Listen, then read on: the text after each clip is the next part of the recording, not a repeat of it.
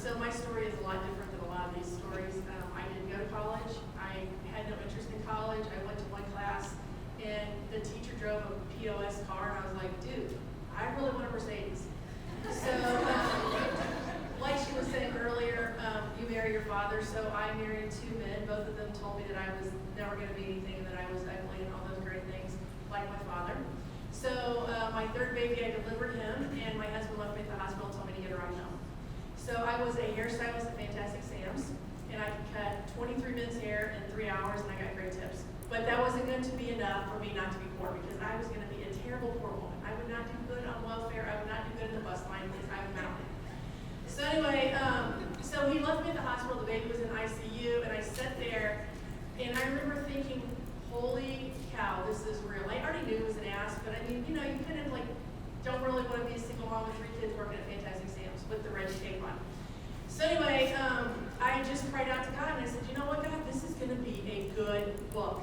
I am not going to be poor. It is not going to work for me. So I started laughing in the ICU. I mean, like really laughing for no reason. I know they're thinking, give her some Valium, dude. She is having issues. Of course, they didn't know that I had just been challenged to get her right home. So anyway, I literally thought, wow, what am I going to do? So instantly, I got the message, get your real estate license. I flunked my real estate test twice. I am not a test taker. Just tell me what the test says, and someone else will tell me what it is, and then you know what, it's fine. So after I passed my test the second time, or the third time, I don't know, I was friends with the lady that was giving the test. She's like, oh God, she's back. Anyway, so I got on my bicycle that night, and I rode the neighborhood, and I just had flyers made with my baby on the back, and his first words were, hi. And I would stop people and say, I'm sure you've heard of me. I sell all the houses in the neighborhood. Hello, I never sold a house. But they didn't even know that. So I sold 43 houses my first year. I was rookie of the year. And then what happened was I started just sabotaging everything I did, because my family dynamic said I was not worthy to be anything other than my dad's little, there's adjectives that I can say, but can be recorded. Anyway, so, but the great thing was is that I always had a mission and a passion, and that was my children. I was the mother line for my children. You come against my kids, we're both going to bleed, but you know what? Don't touch the babies. So I did everything I needed to do. I was the first Walmart door greeter. I stood outside the grocery store every Sunday with my children after church, and I would hand out flyers to my open houses and say, hey, I'm having an open house, I'm sure. And this was in $1 million neighborhood. And the crazy thing was, no one else would knock on these doors because they were afraid of the other agents, because the other agents, holy cow, they had St. John Knit and the Mercedes. I had a red Toyota Corolla, $1 pair of pantyhose, $7 shoes, and hand-me-down suits. But I was not going to be poor.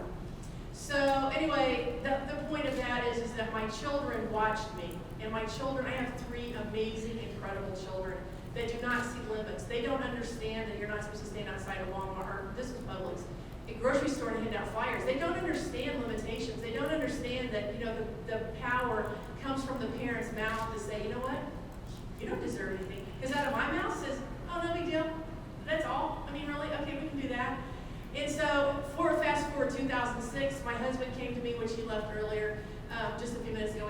We have a client meeting. But anyway, he came to me, he said, Shelly, do you want to invest in this company? I need $15,000. Well, at this point, I owned my own real estate company. I also owned a real estate and mortgage school, because I was going to teach realtors about mortgages, because you go to jail whenever you write a house and the mortgage gets fraud, you go to jail too. So anyway, I'm like, you know what? I've always been one of those people that said, hey, I'm noticing there's a pattern here. I think we should do something about it. So I started this mortgage school anyway, so Dominic came and said, hey, you know, it's $15,000, you want to do it? I have no reference to money. I can make money so easily. I'm like, yeah, I wrote a check for $15,000. My very first meeting with my very first employee was another adjective that's customer. So anyway, he sits me down and he says, Shelly, everything about you, I mean your hair and that wedding ring, this wedding ring is not moving. This is my third husband, by the way. You're going to have to change everything about you. I've sold business to business, and what you're doing is just not going to work. And I thought, holy cow, this is beautiful, because something big is about to happen, and you are not going to stop me. If my daddy couldn't stop me, I'm a good chance you can. So I went home, I cried, I had a prayer partner, she came over to me, and I started being like a prayer warrior. I know all the scripture, I can call them out, baby. Let me tell you what, I got some knees and these pantyhose underneath this dress I got on. Because I know one thing, that if it comes against me, you're going to lose, because it already said I already won. So anyway, so 2006, holy cow. Now our business is, I can't even tell you, my image is a pink jet. I want a pink jet. I want to fly over some relatives' houses and some ex-husbands and like do the like Tyler's thing. Like, oh my God, was that a pink jet? Was that Shelly in it? Yes, it was. And my 3 children too were in there too, the ones that you said would never be. Oh my God. And the will says it's all theirs when I leave. It's so amazing.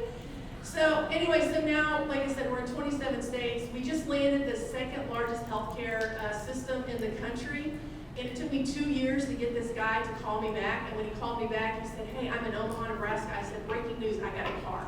I will be there. You tell me when. In that meeting, he didn't come to the meeting and say, what's your technology? He took me to a restaurant that was like a total hole in the wall. And he was watching how I treated the waitresses. He tells me now. And I treat them like they're my mom and dad. I mean, not my dad, because I would be told that she's there. Like, oh, can I spill my coffee on you? Oh, God, I'm sorry. No.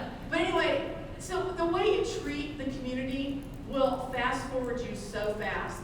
The way you treat the person that's at Starbucks getting you the coffee, it will fast forward you because those people know somebody that knows somebody that knows somebody. So you can leave here and think, oh, I got this great idea. I'm going to be an entrepreneur. Your entrepreneurial relationship starts with yourself in your personal life. It's not a thing that says, well, I'm making money. I don't need a paycheck. Well, you know what? I've never worked for anyone because I'm too mouthy. I would be fired. I'd be like, no, she needs to get another job. So I've never had a security of a paycheck. I make what I want to make, and I can make good money. And I mean, it's just so fun. I have a very fearless attitude because I am really fearless. I always say, I'm in it to live in a tent if I have to, but I would reinvent the tent. I would make a sunroof, and I would put like some shoe holders on it, and make a little cushion where I can sleep so I wouldn't get cold. But the point is that you're either in or you're out. You can't ride the fence. So when I started in 2006, I sent my real estate mortgage license back to both states that I held my broker's license. Because you know what? If you're on the fence, see, it's called chafing. Very unhealthy. It can cause a lot of medical problems. So you either have to get off the fence or get on the fence. If you're on the fence, you know what? You're not going to get there because you're always going to have a safety net to go back and say, you know what?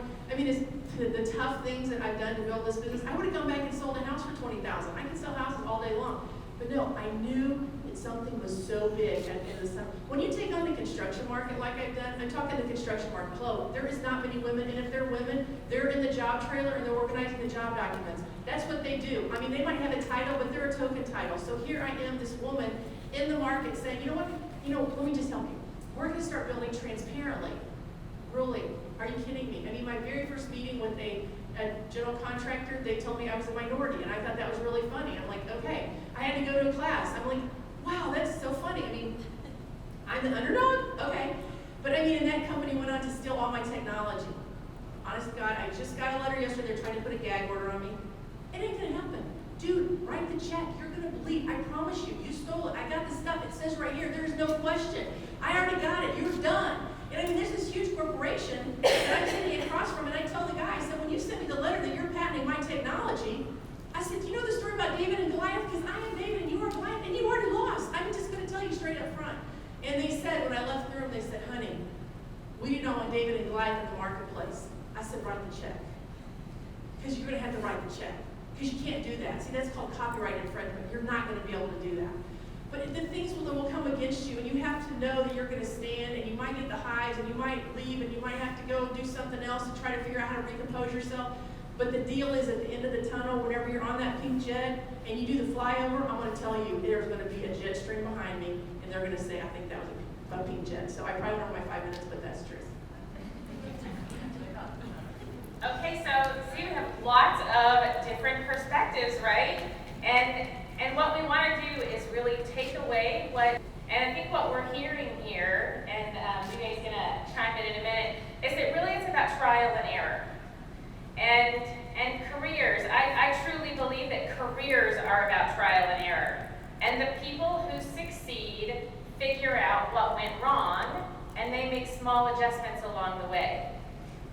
Because if you haven't had it yet, I guarantee you at some point in your career, if you aren't minding the shop, you're going to sit back and say, how did I land here? Because you have to make those small adjustments along the way. So a lot of trial and error there, and a lot of believing in yourself and really knowing what was important to you. Wow, that was an awesome story, Shelley. Thank you for sharing. I mentioned earlier, I'm originally from Turkey. I was born and raised in Turkey, and you know, part of my upbringing, especially where my mom had played a huge influence, is you know, she really drilled in me not to rely on men to take care of you, and you know, her marriage between her and my dad was a little rocky. We had issues, so you know, it wasn't the rosiest childhood and so on, and you know, I saw firsthand how relying on others, men or otherwise, to take care of you has a lot of risk. It can turn out to be great, right? You can marry someone, that person can be a president, they can be a CEO, and that's fantastic, enjoy.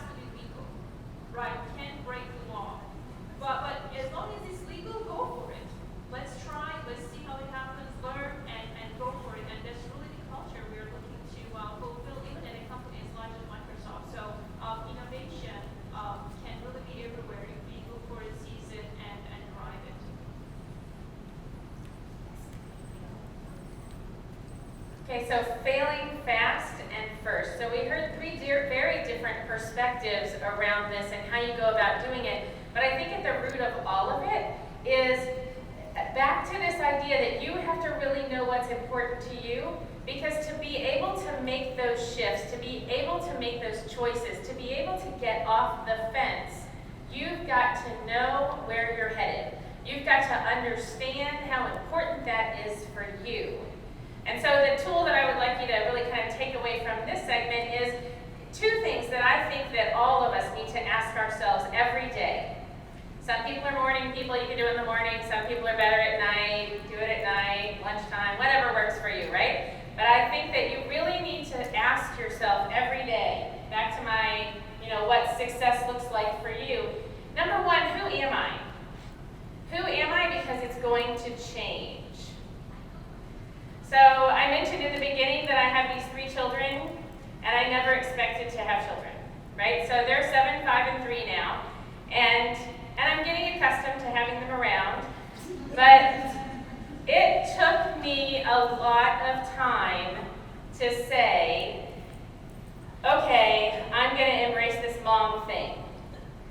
And it really was one of these moments of having said to myself, okay, who am I? My boss was the president of the company. I was in a hotel room in Oklahoma City. We'd just gotten off the jet and gone to our rooms, and I was sitting there and I started thinking to myself, what's most important to me? Well, consider it shallow or not, one of the most important things to me is what other people think, right? But I can be honest about that. And so I had spent all of these years trying to impress all of these managers so that I could move up and I could get a title and I could be on the front of our industry magazines, which I was, and when they listed the women in the industry, I was right there. But when it came down to it, all of a sudden there was a shift. Now I wasn't so concerned about impressing this guy who I just went on the plane with, who probably was going to be dead in about 10 or 15 years. And now I have this child who will be graduating from high school and headed off to college in like 15 years, and he's going to think I suck because I'm not doing anything that looks like being a mom. So all of a sudden, sitting there in that hotel room, I had to say to myself, who am I? Well, I know who I am. I know that it's important to me that other people have a good impression, but I'm redefining who is important to have that impression. So ask yourself every day, who am I? Because those things are going to shift. The root of who you are doesn't shift. Those core values don't shift. But you have to really dig deep to get in touch with those. So question 1, you need to ask yourself every day, who am I? And then second, over here, choices, right? Make intentional choices. What intentional choices am I making every day? So we left Oklahoma City. I got back on that plane. It was just the 2 of us, and we took off. And I thought, well, this is my opportunity. I hadn't even told my husband I was going to do it. I resigned on the plane, and I just thought I had made my decision, right? I had asked myself that morning, who am I? What intentional choice am I going to make today to be more of who I am? I didn't know what I was going to do, but I'll tell you what, I had a little safety net. I had put my husband through law school, and he's a lawyer at one of these big firms, so it was okay to be without my income for a while, so I had that safety net. And we were renovating our house, so when I got home, I just presented to my husband that I didn't like the contractor. I was going to fire him, so I went ahead and fired him before I told my husband I had quit my job. And I told my husband I had fired the contractor and quit my job, and I was just going to finish. I was going to be the GC to renovate the rest of our house. And so I did that so I could figure out what that next step was going to be. But I never looked back, because every day I get up and I say, who am I? And what intentional choices am I going to make today around that? And I think that all of the women on this panel are doing that. This whole idea of empowering women to wealth is all about understanding and knowing who you are and getting in touch with that again and again and again every day. Failing fast and failing first can only happen if you truly understand what's important to you and you're willing to step off and take those risks. So now we're going to move into a talk that Newgate really set us up well for, is game changers.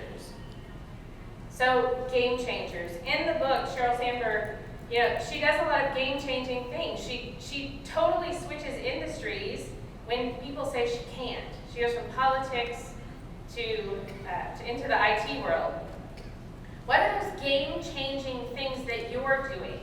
What are those game-changing things that you're willing to step off and do? How are women reinventing business and the workplace because they know who they are and they're making intentional choices to do that? So let's start with Dr. Johnson, and she's definitely made some game-changing moves in her career. Absolutely, I'd love to speak on that. I like to consider myself a change agent. In fact, on my objective for my resume, it says a change agent who da-da-da-da-da-da. Because it fires me up to change an organization. It's important for me to leave a mark wherever I go. The one thing that I'm thinking when I'm walking into the door, even to interview, is what I can do for this organization to make it different when I leave it. And some people think, because I know change is like a horrible word for most people, so some people think, oh my goodness, hopefully she never comes to the organization where I work, because people don't like change oftentimes.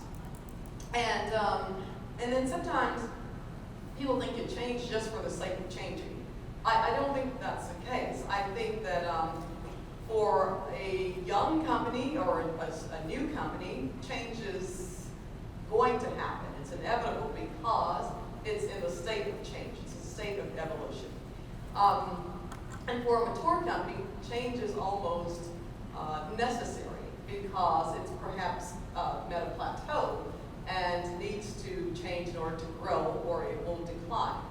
So the first thing I want to say is take your time when you get there. Some people say 90 days. I think that is too short, because in my experience, when you go there for the first 3 months and you're looking at what's going on and who's who, what I've found is that some of those people who are doing a very good job of people pleasing are going to be the ones who are not going to be on your team for when you decide to do the game changing. So I take about 6 months to observe the company, look at the human talent, look at who are the players to achieve your goal, and what changes are necessary.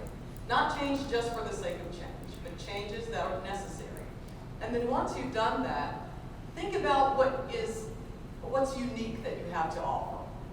And so if you've seen something, or if you've experienced something, or you've implemented something prior to this new role that needs to be adjusted in this organization, you want to make sure it's proven, because the last thing you want to do is go into an organization brand new and then make major changes or even minor changes and have everything flop. That's not good for your career, actually. You want to make sure that the change is very successful. And then go back and look at your human talent. It's not so much those people who will be on your team to help you prevail in the change, but it's those people who are the obstacles, the caveats to your change. Those people who are the naysayers. My sons term them haters. I think they used to say haters. I'm not so certain they say that anymore, but I'm still stuck in haters. So those people are looking at you as if you're an obstacle to them, actually, because they've had things the way they've adjusted to them, and they're pleased with that, and you are the enemy. So you have to politically, I hate to say that, but you have to, because I'm not I'm not a political player. I don't like to deem myself a political player, but there is some element of politics in game changing. You have to look at those people who are potentially your obstacles and let them know at the onset what's significant about your change. Don't let them know you're going to make a change, by all means, but definitely let them know. Always point out to them at the beginning, not after 6 months, but at the beginning. Let them know what's wrong, what those weaknesses are, and continue to let them know. So that way, when you make the change, it's not a big, they're on the team with you, and they don't know why subliminally, they've heard all these messages, this needs to go, this needs to go. And then suddenly they're involved and they're a part of that team. And then finally, I would say, tell the story. When you're successful and you've made a major significant change to an organization, people need to know that you did it. People need to know that you're the one who did it. Press releases, going to your board of directors and making sure you speak to that change in front of them, speaking to it, of course, to your superiors and supervisors. But it's very important that you are not the unsung hero or heroine in this case, and that you are not doing phenomenal things that could actually impact your career in more significant ways than you could ever even conceive unless you tell someone. So those are the steps that I think I would take for game changing, and I'll leave it to the next person. Thank you so much. Okay, LaShonda, you're next. Thank you. Great story. I think about a game changer. The first things that come to mind is that the game is always changing. The world we live in today, the only constant is the world's dynamic. So how we work today, work from home, using the mobile phone, using your tablets, the world we know is constantly changing, and we have to adapt. To be a game changer, you have to be adaptable. You have to be flexible. You have to be looking for the next opportunity. I love the comment on the new companies being game changers. For mature companies, and Microsoft is kind of to say we're a mature company, it's survival. To be relevant, to change the game or finding opportunities to be a game changer is almost a survival tactic in a sense, because you're looking for what's next. Somebody's going to create the what's next. If you've got some great ideas in your organization, leverage your environment, but also leverage your resources. If you've got a mentor, sponsor, and find opportunities to make a difference. Because as I've said earlier, the reason why Microsoft, as an example, is so successful is because the people. We have game changers. We have people who challenge the norm. It's okay to be a hater or a naysayer. If you find something that you think can make a difference and you've got passion about it, make sure you're being deliberate about how you're acting on it and how you're able to execute your particular passion. Being relevant and being a game changer. If you're not relevant, people will pass you by. If you're not staying relevant with what's relevant across your customer base or in the market you serve, your competition will pass you by. The way we find out what's next is to learn. So spend a lot of time in terms of being a game changer, spend a lot of time learning what's happening around us. Sometimes if you think about Facebook, I mean, the notion of going to a website, posting everything about your life, my mother thinks that is just ludicrous, but people are making money posting everything about their life, and they're tweeting it, and now there's an app called Voxer, and there's Instagram. These are game changers, game-changing technology. Somebody had an idea. So don't shy away from your idea, whether you're in a corporate organization or you're an entrepreneur. The reason why companies are creating these new technologies and these new services is because someone has an idea. The last thing I think about being a game changer is leaving a legacy. What you do, how you do it, will leave a legacy about your brand and who you are. After you leave a company, after you leave your team. And so when you think about continuing to develop yourself, what are people going to say about you? It's not about this person likes me or doesn't like me, but what imprint, what impact did you leave on your organization? That says a lot about your brand, and those are things that no one can take away from you. As I said earlier, you have a unique thumbprint. That is your diverse, specific, unique talent that no one else has. So if you're a game changer, what are those unique things that you see in the business based on your experiences? The way we see the world has a lot to do with how we were raised, where we were brought up, the thoughts that were put in our head. Those are all very unique and can be used as an advantage. And so if you're looking to be a game changer, think about change, but also think about being relevant. Think about how you impact the organization and be able to take people to the next opportunity. Excellent. Thank you so much. And Shelley, I'm anxious. A little more passion, I'm kidding. Okay, so game changer. So for me, every day is a new game for me. Every day is where can I get that I never dreamed I was going to get there. So I've been to the White House twice, and when I was in the White House meeting, it was so bizarre because here I sat, and I mean, again, I don't have the credentials that these women all have. I have this belief that says, I'm going to make a difference. And my gravestone is going to say, woo, what a ride. right? Not, oh, she died with little, passion inside her. No, it's all coming out. So at the White House, it was just so amazing. But I got such favor because I was willing to connect with, they had a whole propaganda thing. I wasn't paying attention. I don't care what they say because I don't listen to them anyway. But I was there to network. So I was in this room with all these amazing business people that are my potential clients. So what am I doing? I'm going to have myself a little bit of fun, right? Hey, do you have a business card? I'm going to call you. Oh, I love your hair. I mean, it was so amazing because everything is so available. If you just decide that you're going to play out loud and that you are not going to let someone else stop you that says, oh, well, you aren't really supposed to do that here at the White House. I didn't ask you, frankly. I mean, it's okay. And it was the other day I got a phone call from the White House. They said, would you please make a comment about the shutdown on the economy? It really doesn't affect me. I have a business to run. I have 17 full-time employees that all have families. I have payroll, right? So they sent me this propaganda to fill out, oh, the Republicans, blah, blah. I didn't even know that they sent it. So I did this mind up, about I run a business, this is what I do, and this is what I expect. And if I have a bank loan, I have to pay it back, and we can't just increase our line. I don't even know what I said. So I said to my assistant, I go, don't send it, just whatever. So, oh, yes, she does. So I'm on the White House, for the website for the White House. Then I got published in the Kansas City Star. Then I just got a call Monday. Will you please do an editorial for CIO Review? I don't even know about technology. I don't have a clue about technology. I know that we're not a SharePoint site, so there you go. But I do, but again, it was just this thing that you have to decide when you get up. To be a game changer for me means that I'm going to get up and I'm going to play out loud. And sometimes, you know what, I just can't. In those days, I go and every Wednesday I spend with my grandbabies, and I go and I clean my daughter's house, and I do her laundry, and I cook her dinner, and I take care of the grandbabies, and that is the most amazing thing because every time I do that, I'm reminded, oh my gosh, I have grandbabies that are watching, they call me Sugar. They're watching Sugar. And so when we go to Target, we have no budget. We go, I teach them about money, I show them how to shop for them. I have so much fun. But it all came with the price. It came with the idea to say, you know what, I can't be for sale. I mean, our very first project was $1 billion project. I had someone bribe me at a restaurant, this is gospel, and they told me that I wouldn't go to jail for paying a bribe to a government employee. And I was just like, oh, I would so be killed in there. I mean, first of all, I couldn't wear orange, it's a bad color, but anyway, so I just took my feet and I pushed it against the guy's chair, and I got up and I said, you know what, no weapon formed against me shall prosper, and I'm leaving.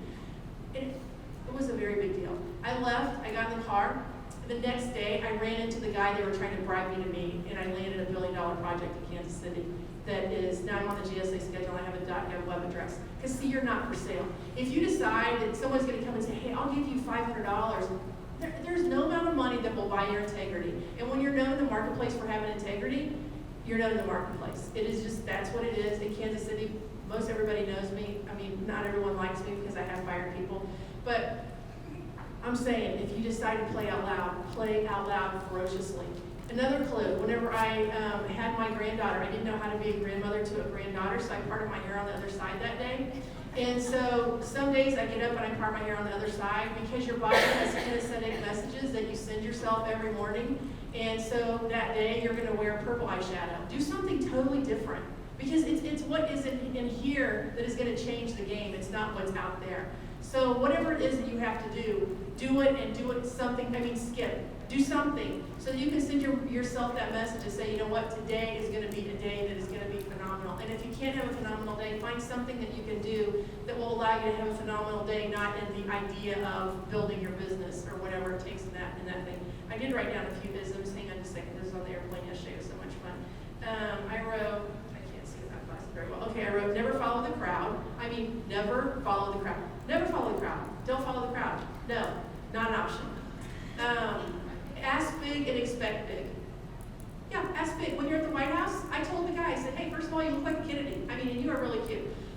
When will I be meeting the president? He goes, Shelley, you're not, well, you know what, not a big deal. I know he's running for re-election, so go ahead and whenever you're in Kansas City, go ahead and just bring him down to my business. I said, I'll do a nice event. I'll have hors d'oeuvres, and it'll be really nice. No one else here asked to have the president at their business, Shelley. That's their problem, so I'll be expecting that. He didn't come, but you know what? I did ask. And the guy's my friend now. His name is Yuri, and oh, he is so cute. He looks like Kennedy.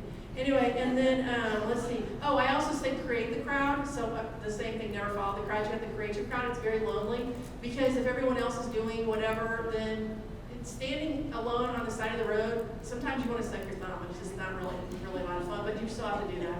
And then I always stand for the underdog. So I am all about the underdog because I'm the underdog. So I started an organization called the Courage Coalition, which is an organization because I needed a lot of courage when I was doing. So I surrounded myself with women.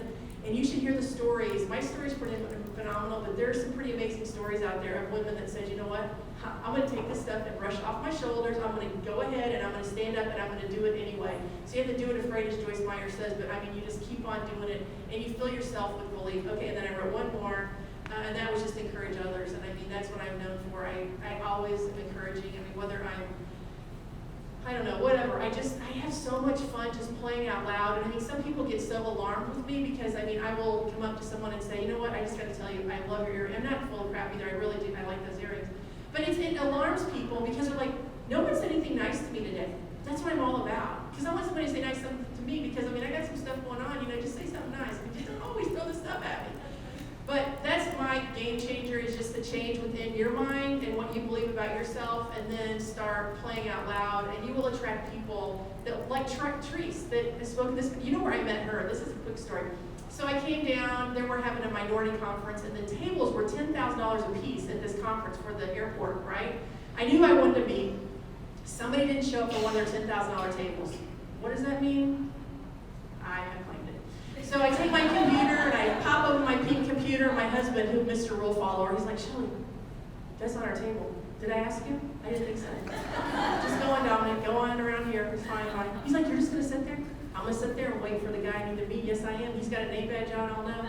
So people are coming by my table. They're like, well, you know, what are you? I'm like, nothing. Just my table's closed, you know.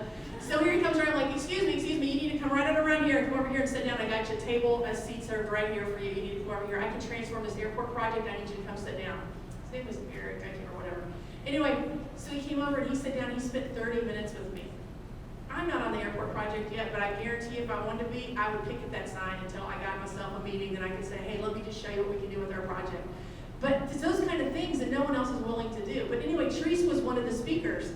And she was so cute. I don't know if you guys know her. She is so cute. And I went up to her and I said, oh my God, you are so cute. Can I be your friend? And she's like, yeah, you're really weird. I know I'm really weird, but I just really like your outfit. You are so cute. So anyway, I came down to Woman Thou Art Loosed here in Houston. We met and had lunch. And so whenever she was doing this, she sent me a message. She's like, will you come down? And I'm like, yeah, not a problem. Well, I can't pay you. I don't need money. It's okay. Just give me the microphone. The point is, again, make your own decisions and play out loud, and never turn back and go the other way. And if you have to, park your hair on the other side and skip, and you will change your mind and you will be able to do it. Hey, so if you don't know, being on a GSA schedule is huge. You haven't talked about the web dress. That's huge. It's huge if you want to play with the federal government. So Birgit is gonna chime in on being a game changer. Yes. Can you hear me? Yeah. Okay, so, wow, how do I follow that? Let's just say that listening to all of you, that's game-changing for me. And I just wanted to offer that, for me, every time I've discovered a game changer, it's because I have taken the time to slow down and think. And to me, the greatest game changing you can do starts with yourself. And I want to caution you, when I first got started in my career and in business, life seemed a lot slower. I was not accessible via my BlackBerry, iPhone, whatever, 24/7.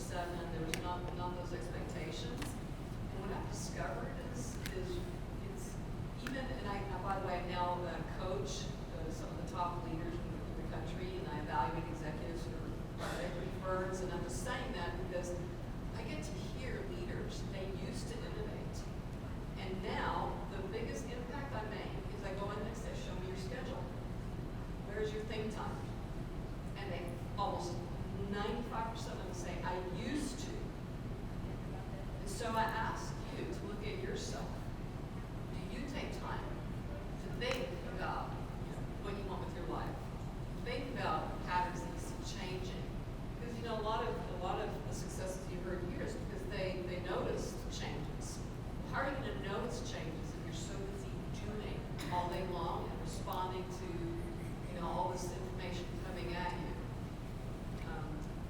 So again, today can be a game changer for you if you figure out a way to take this home and really make yourself a priority in terms of thinking about your life and thinking about what is going to be the game changer for you that'll get you to the next level. And someone once told me, you're either fulfilling someone else's dreams or you're working towards fulfilling your own. And I can tell you by default, you will always be fulfilling someone else's dream if you're not taking time for yourself. And I believe you can do both. So I do believe you can fulfill someone else's dream and your own. But again, I just offer that that's really, for me, has been a huge game changer. And again, now that I'm having to reinvent myself all over again, I couldn't do it without taking the time to think about it.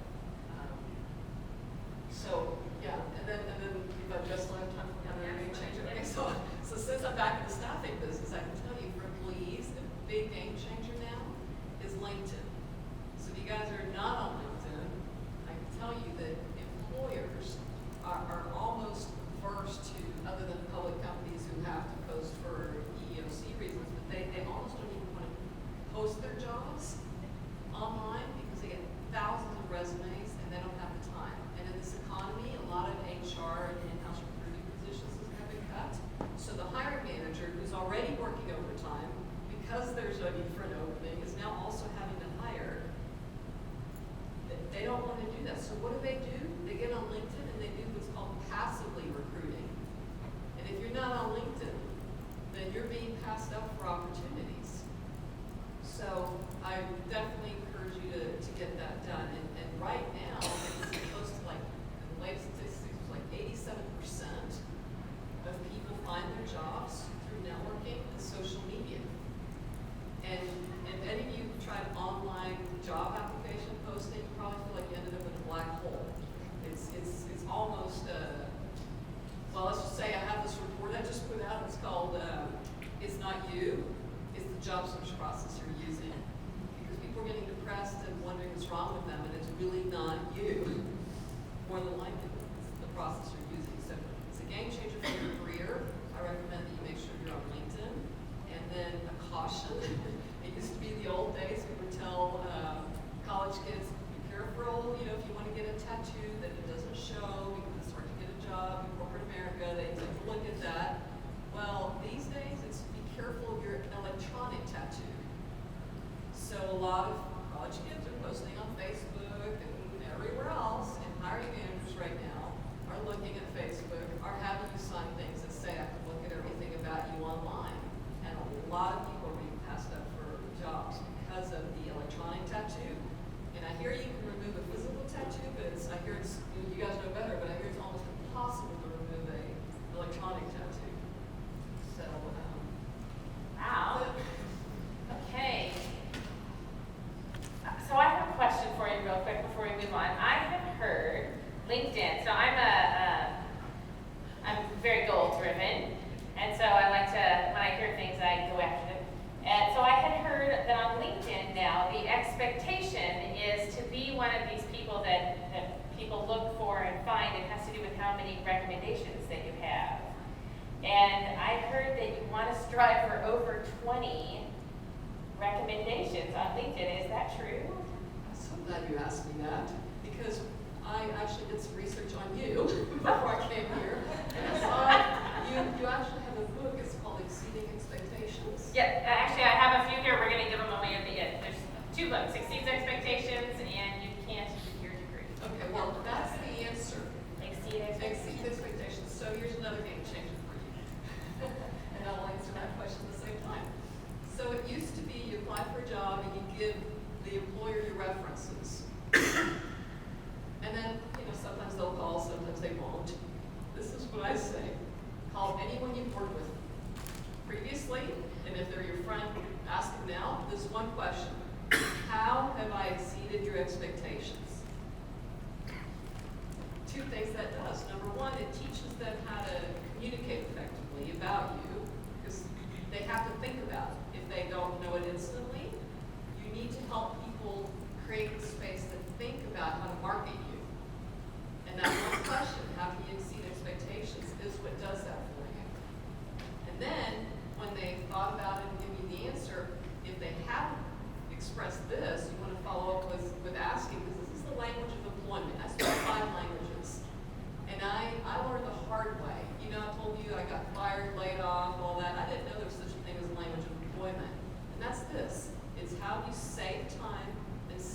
money.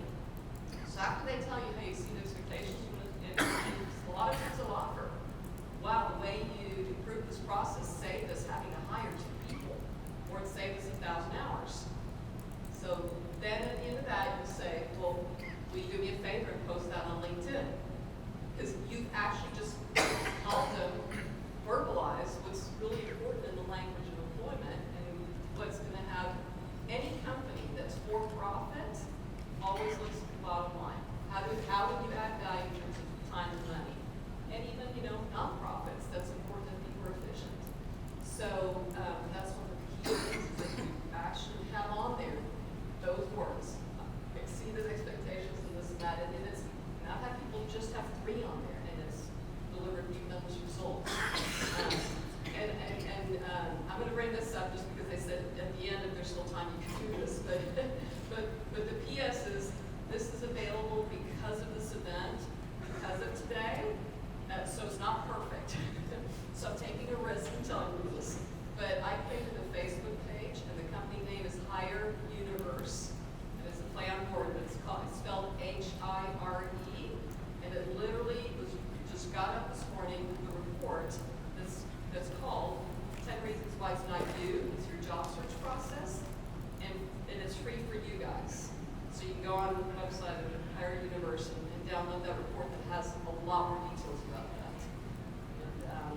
And I'm excited you guys are here because there's some major changes happening right now, and you can help all your buddies who are going to in the future be looking for jobs, because applying online with a resume, it's just, it's a black hole right now. Yeah, it's so interesting that you bring that up. I got contacted by a reporter a couple of weeks ago, and they were writing an article on how companies pour all of this time into the job posting, and they feel like people who have none of the qualifications are applying. That's because in the game of online applications, you feel like you just apply to everything. And so there's a huge disconnect, and there's a lot, I think, boiling in this space. So I heard a lot of things, back to the tools, the takeaways really from each of our topics here. I heard a lot of things. I heard Melanie and LaShonda both talk about how these beliefs and mindsets that you have are impacting everything. And so one of the things that I would, and I think absolutely we have heard the same thing from Shelley, is that when you grow up with beliefs and mindsets, you grow up with thoughts and expectations, you grow up with assumptions. And if you don't stop and ask yourself if those are still working for you, then you allow yourself to live in a space that you can't figure out why you're there. And so being this game changer, having the guts to embrace things, having the ability to step up, raise your hand, step out, and make a change, really sometimes has a lot to do with whether you've taken the time to say, is that belief still working for me? So I'm sure we all have a million stories around this, and it was so funny because I grew up, and a lot of times there are beliefs that we've created that are not something someone told us. So I'm not an affectionate person. In fact, my middle child is super affectionate, and it drives me insane that she wants to hug me all the time. And I hug her back. I'm playing mom, right? So I hug her back. But it's just like this whole cuddling thing, it drives me nutso. But that's just who I am, right? So I've really spent a lot of time trying to figure out why that is. I love my husband, but I don't want to hold his hand in public. I don't want to do any of that. And the lifestyle is something that I saw and say, you know what, this is interesting, but this isn't me. And I just believe that I have a purpose in life, and that is to do things that make a difference. And my thing or my lane is for me to figure out, for me to leverage, to be able to pay for and choose my kids. I have 3 kids, 2 daughters, and a son.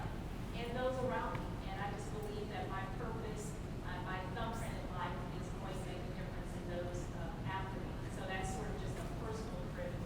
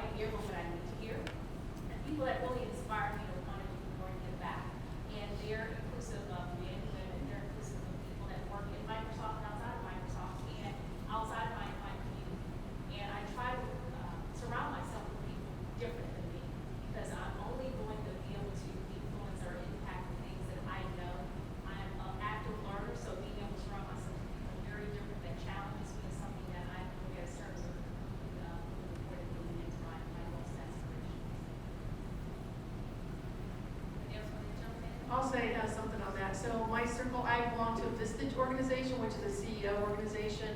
Once a month, I meet with 6 other large companies. One of the guys' companies is $1 billion. They do $1 billion in business. And I'm sitting at the table, hello. Anyway, I'm like, I'm gonna do that one day. So I walk like him whenever I'm around him. Baby, you are so cool. You know. And then also, I do a lot of Tony Robbins stuff. I don't know if you guys know Tony Robbins. He totally transformed my life. And then I'm a huge avid reader of the Bible because it's already said in there that I want. And my fear, I guess, is losing. So whenever you ask that, I'm like, fear motivates? Hello, yes it does. 3 children and not having any money. And the guy, when he left, he said, I'll never pay you child support. He wasn't kidding. And so 3 children, I mean, I was going to live in my car at one point. I had my house on the verge of repossession. I mean, it just went on and on and on. And it just kept on taking me to the next level to say, I would not do good in the car. I mean, hello, this would be a problem. Where would I hang my clothes? I had a Toyota Corolla. So definitely fear is what's motivated me and made me keep going and having fun now. That's all right. I'll go, but I wanted to say something. Okay, so thanks, by the way, for pointing out about the fear pattern. So you obviously pay attention to things like that, and that'll make you very successful if you keep doing that. That's what causes game changing, is noticing that. So for me, yeah, my life was pretty boring up until, well, let's see, when I became a single mom when I lost all my millions. So so the thing that motivated me was not necessarily fear, because I didn't have any big things happening in my life like that. But I had this deep passion since I was a children about improving the quality of lives. Like, I would look in a room and almost all their faces didn't have smiles. And I just thought that was so bizarre. And then as I kept getting older, I'm like, gosh, I want to create a world where there's a lot more smiles on people's faces. And so I was just always driven, like, how can I contribute to my employer? How can I contribute to my friend?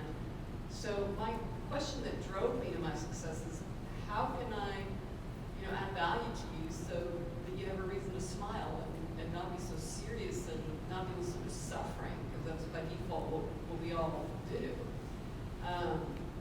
Now, having said that, when I had these big life-changing events, it's like all of a sudden you do get very focused. Like, fear, absolutely. Let's just say the pace of change drastically increased for me. So I think fear does make change more drastic and quicker.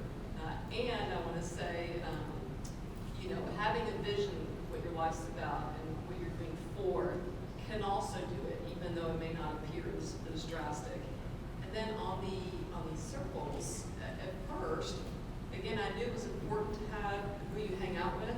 Like, your parents even tell you that, and at first you're like, whatever. And then you're like, oh, I'm starting to get this. But when I start my career, by the way, I'm an introvert. I've learned how to be an extrovert. But by nature, I'm an introvert. And I couldn't quite do as she could do. At first, I do now. I've learned. But I was shy to ask people to help me. Shy to ask for advice. So I would go to books and I'd go to seminars. So I know about Tony Robbins. I've walked on hot coals. I've jumped off trapezes. So it's like, so when I first started, I had no mentors, but books and seminars were my mentors. And then as as you said earlier, look, who are you? What are you up to? Then I'm like, I got to get over the shyness, introvert stuff, because that's just not going to work if I want to put a smile on people's faces. So, and one of the things they don't teach in colleges is how to communicate effectively with people and how to manage your money, which happen to be one of, life's critical quality of life skill sets that are needed. So I started then asking for people if they would mentor me. I got over myself, and I was like, okay, if they say no, I'm not going to die, I'll still be above ground. And I just started doing that. And a lot of them said no, and some of them said yes. And, so the happy ending is today I've got the chairman of a $3 billion company as one of my mentors. I've got the #1 turnaround guy of companies in America. I've got all these great mentors. It certainly didn't end up that way. So I think what's important is to look at where people were at the beginning and the steps they took at the beginning. Because if you look at us now at the ending, my fear is that you walk out today and go, I can't be be that and I can't do that. And I just want you to know that this is, you're seeing a lot of, results of little steps taken along the way consistently.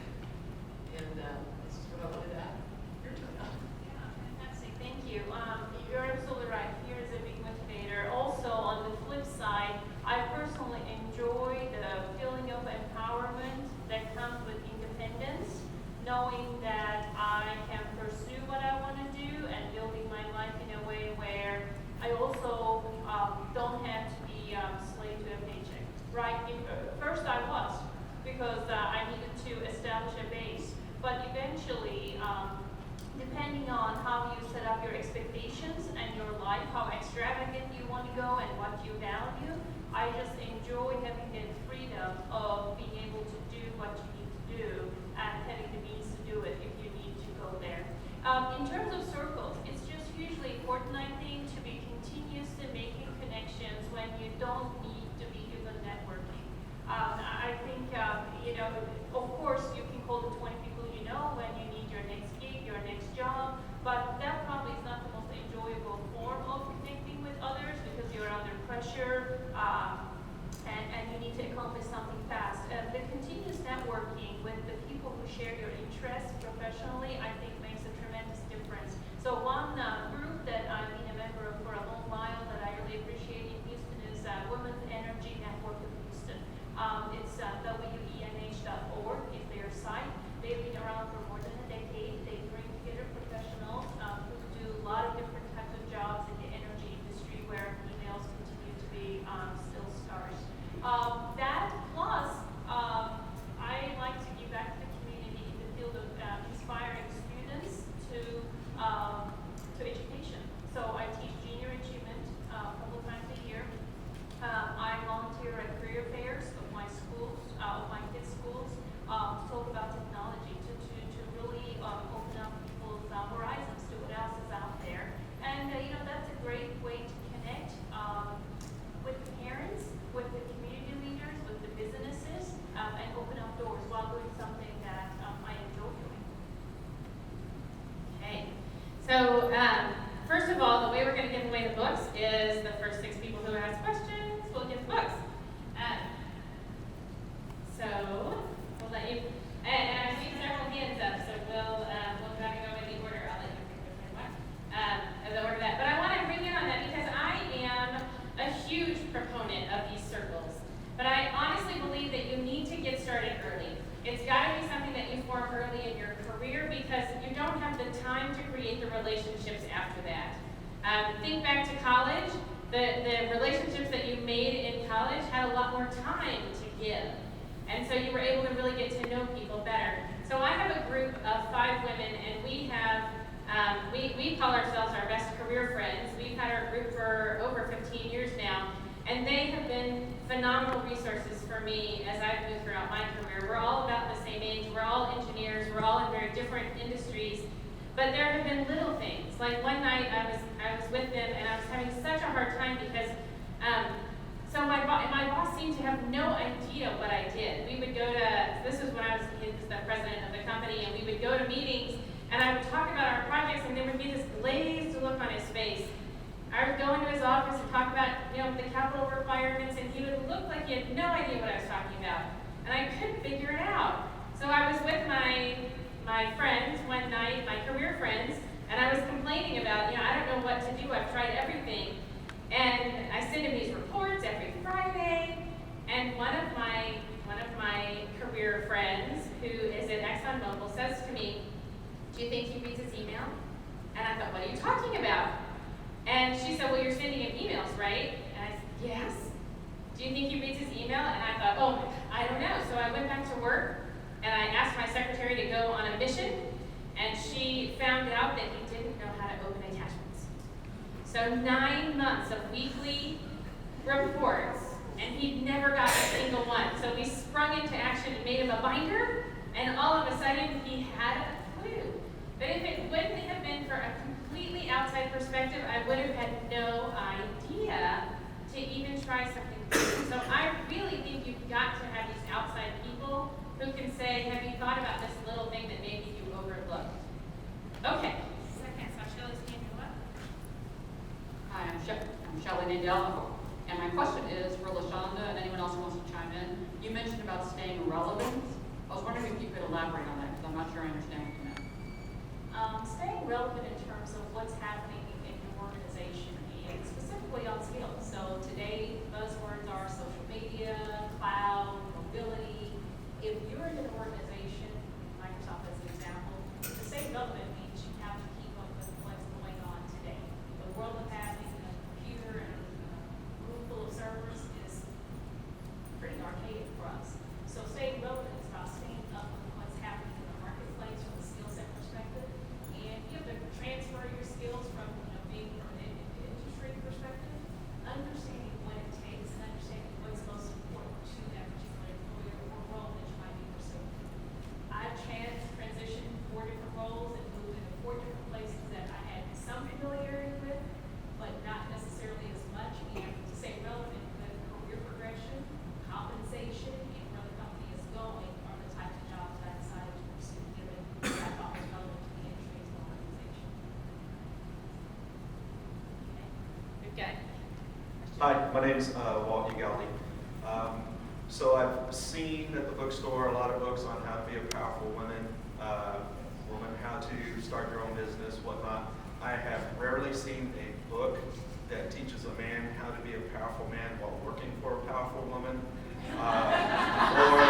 or a book that says, when you're a powerful woman, here's how you mentor a man into being a powerful man for your organization.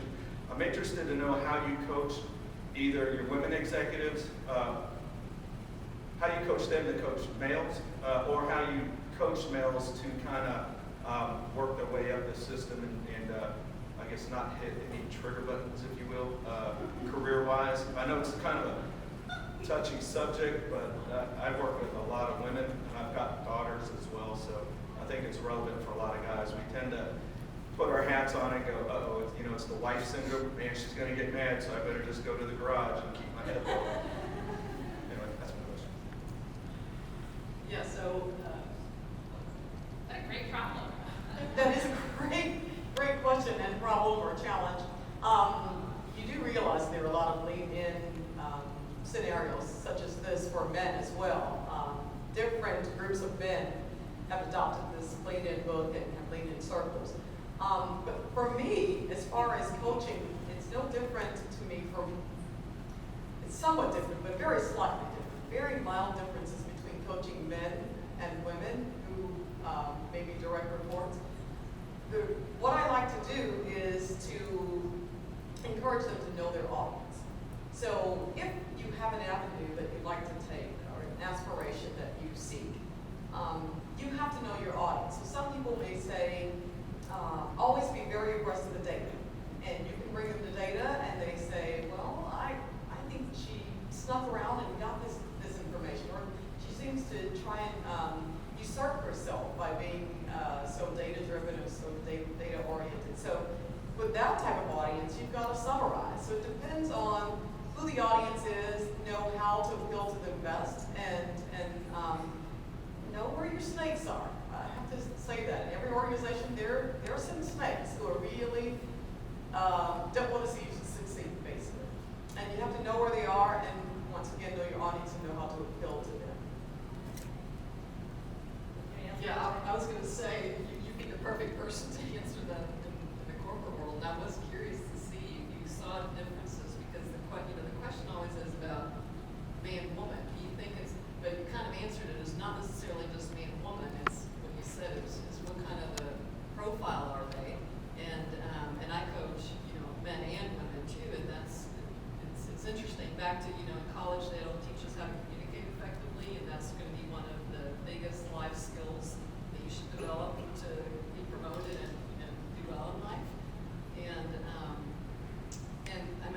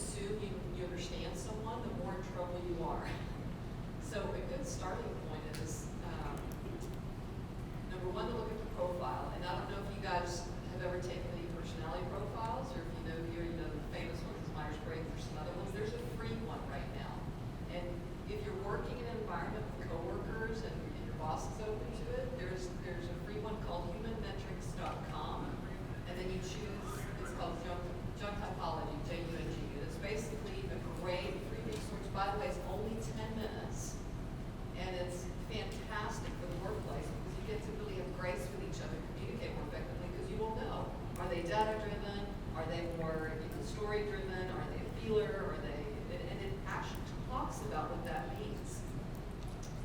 And then the second part that I just wanted to say is it's important to find out if you're trying to get promoted or if you're trying to figure out how to work with someone, ask them this question. A year from now, how will you know that I've done a good job? What are the 3 things I would have accomplished for you? And the reason I say to ask a question like that is because by default, you may be assuming that you need to do X, Y, and Z to get promoted or to do well, and it may not be what's important to them.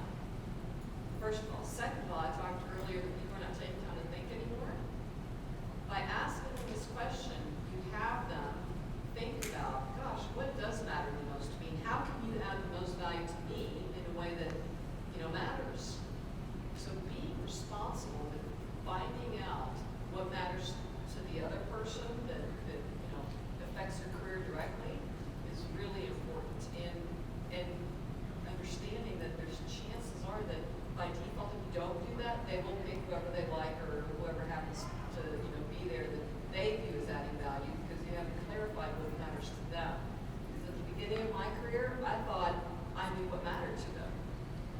And later on, they didn't promote someone else or I did something that didn't work and I was surprised. But it's just because I assumed that I was adding great value and to them it was something else. So I may have been rambling a little bit. Do you have any No, questions about that was perfect because there's like the failure tolerance for not understanding the subtleties as a male are extremely career limiting.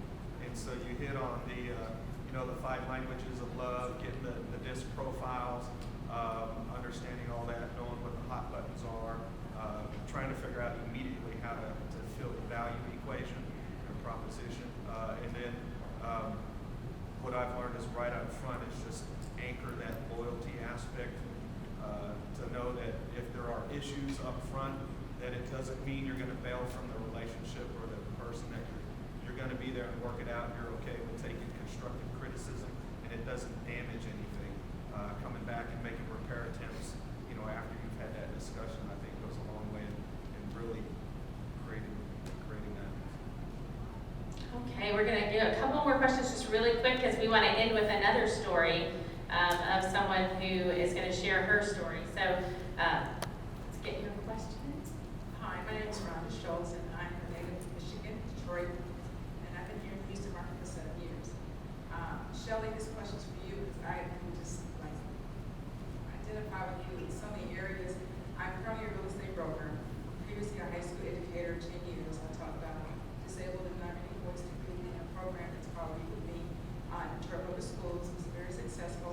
However, the school system was very depressing and to the point where I went to school and cried. I just couldn't go anymore because of the administrative system that was there.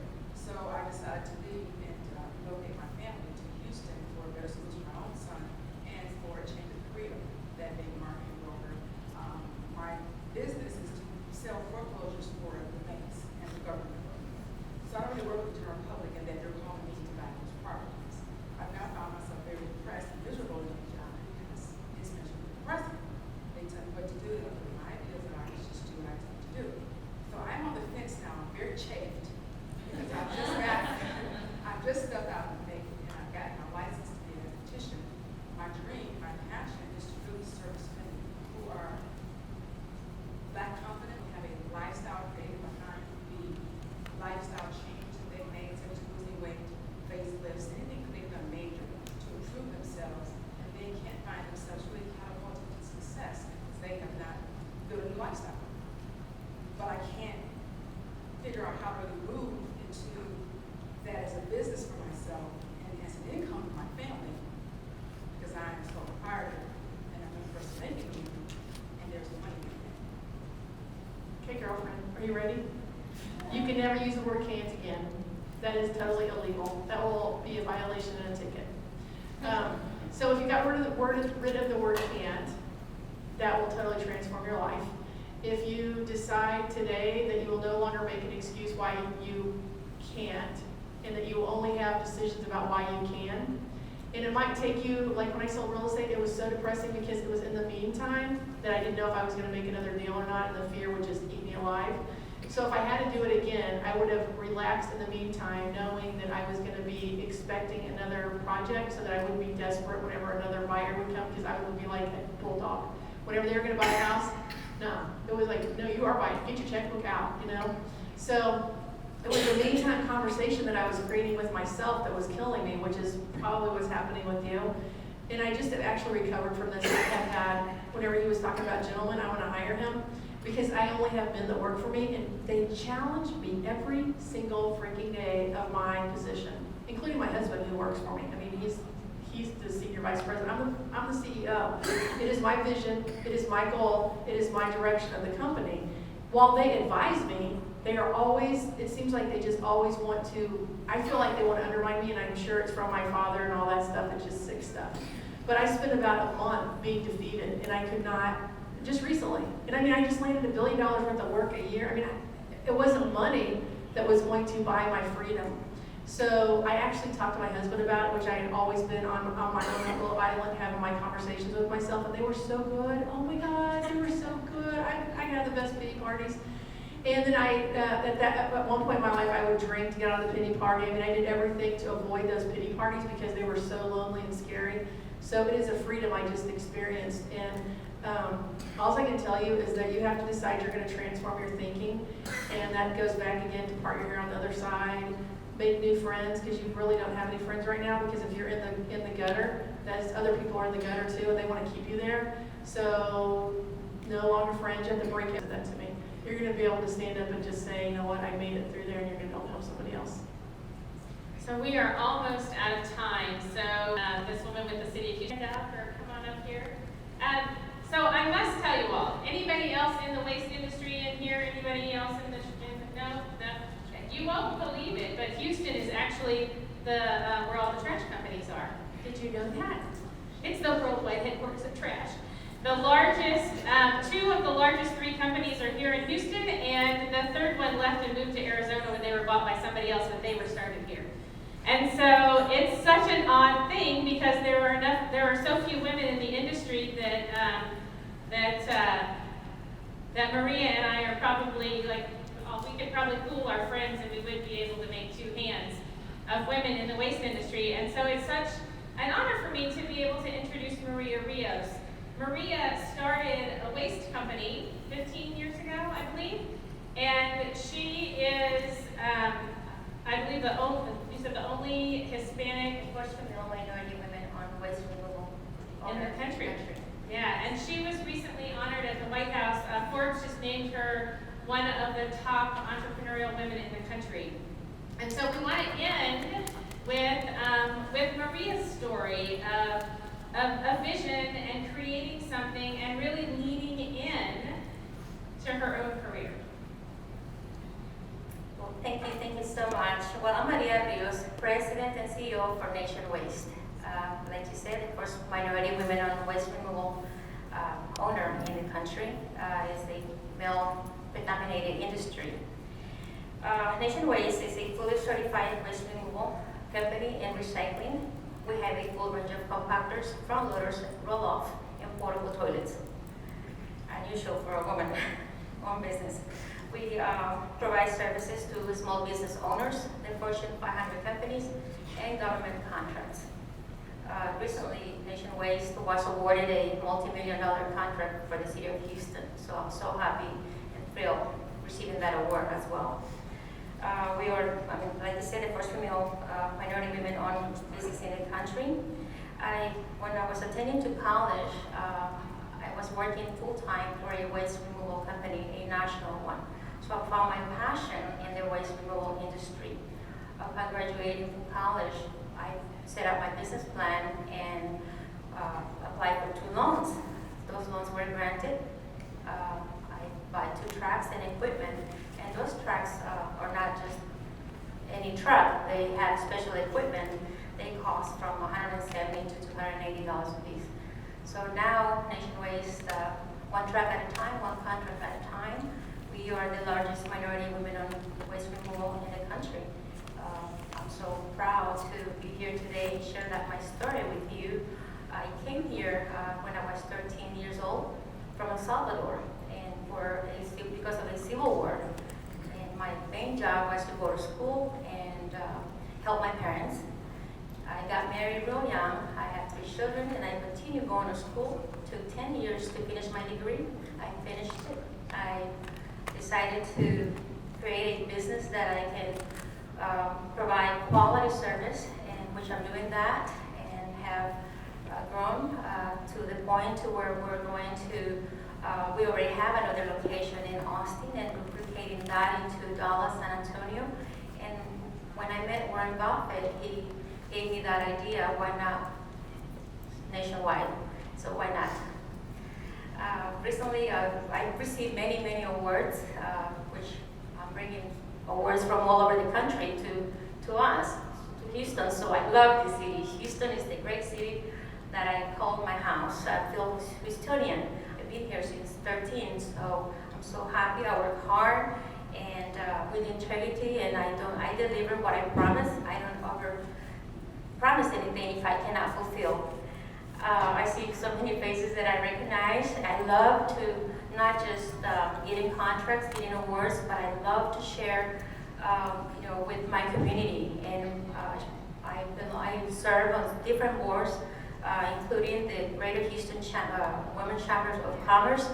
I'm on the executive board of directors for the Houston Hispanic Chamber of Commerce, the largest chamber in the country. And recently, 2 years ago, I would say, going on 3 years now, City of Houston Mayor Parker elected me to serve on the board of Office of Business Opportunity Advisory Board, mentoring other small business owners in the city to pursue their dreams, because that's how I've been able to accomplish. It's just working hard and don't give up.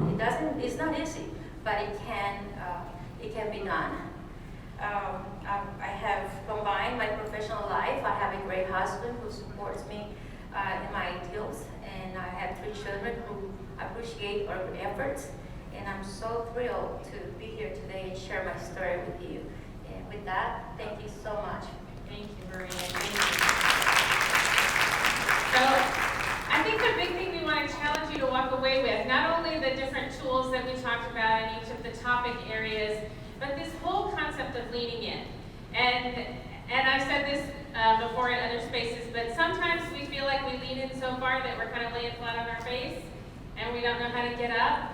But I think you've heard that everybody here has been there, right? We all experience that. And it's just a matter of getting back up and having that, who am I and what intentional choices am I going to make to really move myself forward? And only you can determine what success looks like for you. Only you can determine how leaning in can be most effective in your own career. So thank you all so much for taking time out of your morning. Thank you to our wonderful panel members. And please feel free to come chat with us.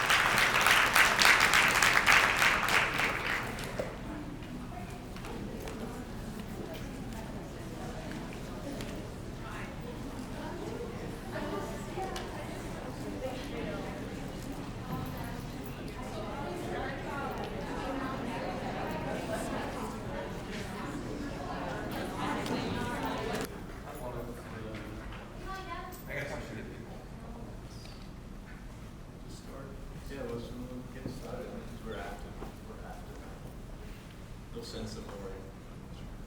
Did you want to see? No. The slides would be over. Right? I hope so. Let's do it.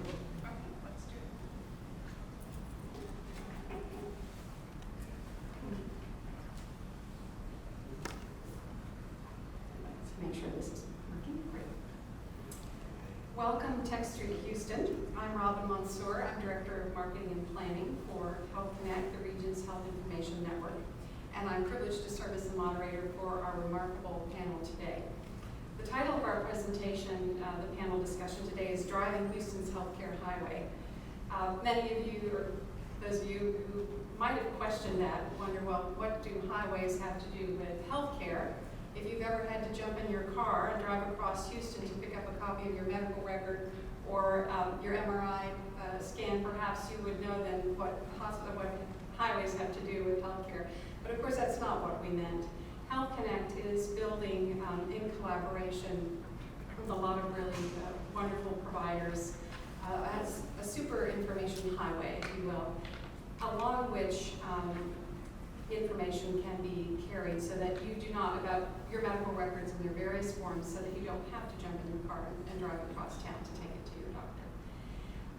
We have been thinking about this network for some time, but of course it's not, and working on this as a community and collaboratively, but of course it's not the highway itself only that's interesting, it's really the drivers along the highway. And these providers are the ones who bring valuable information through the network to better coordinate patient care, to make healthcare safer, more cost-effective and efficient, and more affordable, ultimately, we hope. So we have assembled today some of our most dynamic and forward-thinking collaborators in this network to share with you a case study which we plan to use to show you just exactly how the Health Information Network can leverage all the important things that they're doing and the technologies that they're using to provide better patient care. So I'd like to introduce the panelists. Dr. Shelton Hojai is Director of Harris Health System's Mentog Emergency Center. It's an elite level 1 trauma center, of course, and one of the busiest in the country. He's also Chief of Emergency Medicine at Baylor College of Medicine. He's an active proponent of health, IT, and interoperability, and very well versed in medical informatics, and he also serves as Health Connect's medical advisor. Dr. Hojai also serves on the Harris County Medical Society Board, which is the nation's largest county medical society, and is also a delegate to the Texas Medical Association. He received his Doctorate of Medicine from New York Medical College and completed his residency at University of Delaware. He also capped that off with an MPH from Columbia University and an MBA from University of Tennessee. It's a privilege, and thank you for being here, Dr. Hojai. Dr. Chris Souders also joins us today. We're very excited that he's here. You probably may have seen him on TV or YouTube. He's very outspoken and works through the Houston Fire Department all the time to educate the community about a lot of important health issues and safety. He is the Associate Medical Director for the EMS Division of the world-famous Houston Fire Department. If you've ever been to the 9/11 call center, you'd understand why the Houston Fire Department easily deserves that recognition. It's an amazing place. And within the 600 square miles that we call Houston, Center, I believe, receives about a call every 3 minutes and serves approximately 225 patients annually, which is a remarkable number, particularly considering the speed with which all of that happens. In his responsibilities, he is responsible for coordinating and providing direction to the paramedics on-site as well as online, and is very active in educating the EMTs and paramedics in their quality assurance. So it's a privilege to have you here. Thank you, Dr. Sachs. Dr. Randall Stenneman is a physician, entrepreneur, and CEO of Houston Medical Imaging. He is also the president of Innovative Radiology. Houston Medical Imaging conducts approximately 40,000 exams per year in 3 different locations. Although Dr. Stenneman is a native of Minnesota, I think he got here as quickly as he could to Texas after attending preparatory school in Norway. As I understand, he then went to Trinity University in San Antonio and did his medical degree also at UT San Antonio Medical School, and then followed up with a residency in diagnostic radiology at UT Southwestern Dallas. Dr. Stenneman, it's a pleasure and a privilege to have you here joining us. Stephen Jimenez is Vice President of Sales and Marketing at Companion DX Reference Laboratory. Stephen has some really amazing and exciting things to tell you today. We're very excited that he's here. Stephen began his career as an electrodiagnostic technologist, but an entrepreneur at heart. It seems he quickly set about partnering and co-founding a number of different medical organizations and ventures, and was served as the CEO prior to joining Companion DX of a mobile neurodiagnostic testing facility. Stephen is joined today by a very special guest, who is Landon Jimenez. in the audience, and we're proud to have him. Landon is actually on his way with his dad immediately after to LA. He is working on is starring in an important new TV show, Resurrection, soon to be airing. So welcome as well, Landon. And Dr. Phil Beckett is our Chief Technology Officer, our own technology officer. He also came quickly to Houston after receiving his PhD in biochemistry. And he got his start in technology actually at Texas Children's Hospital, and that's when he first became involved in technology.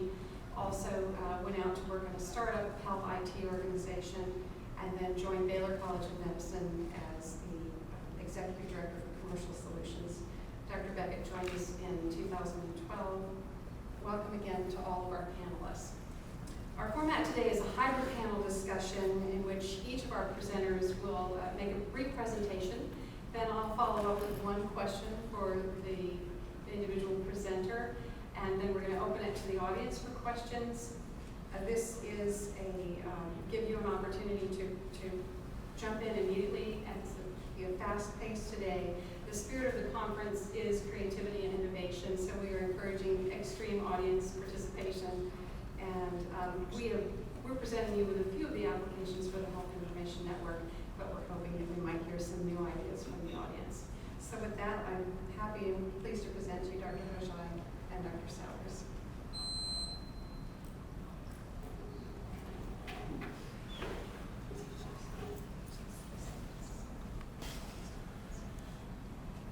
Good afternoon, everyone.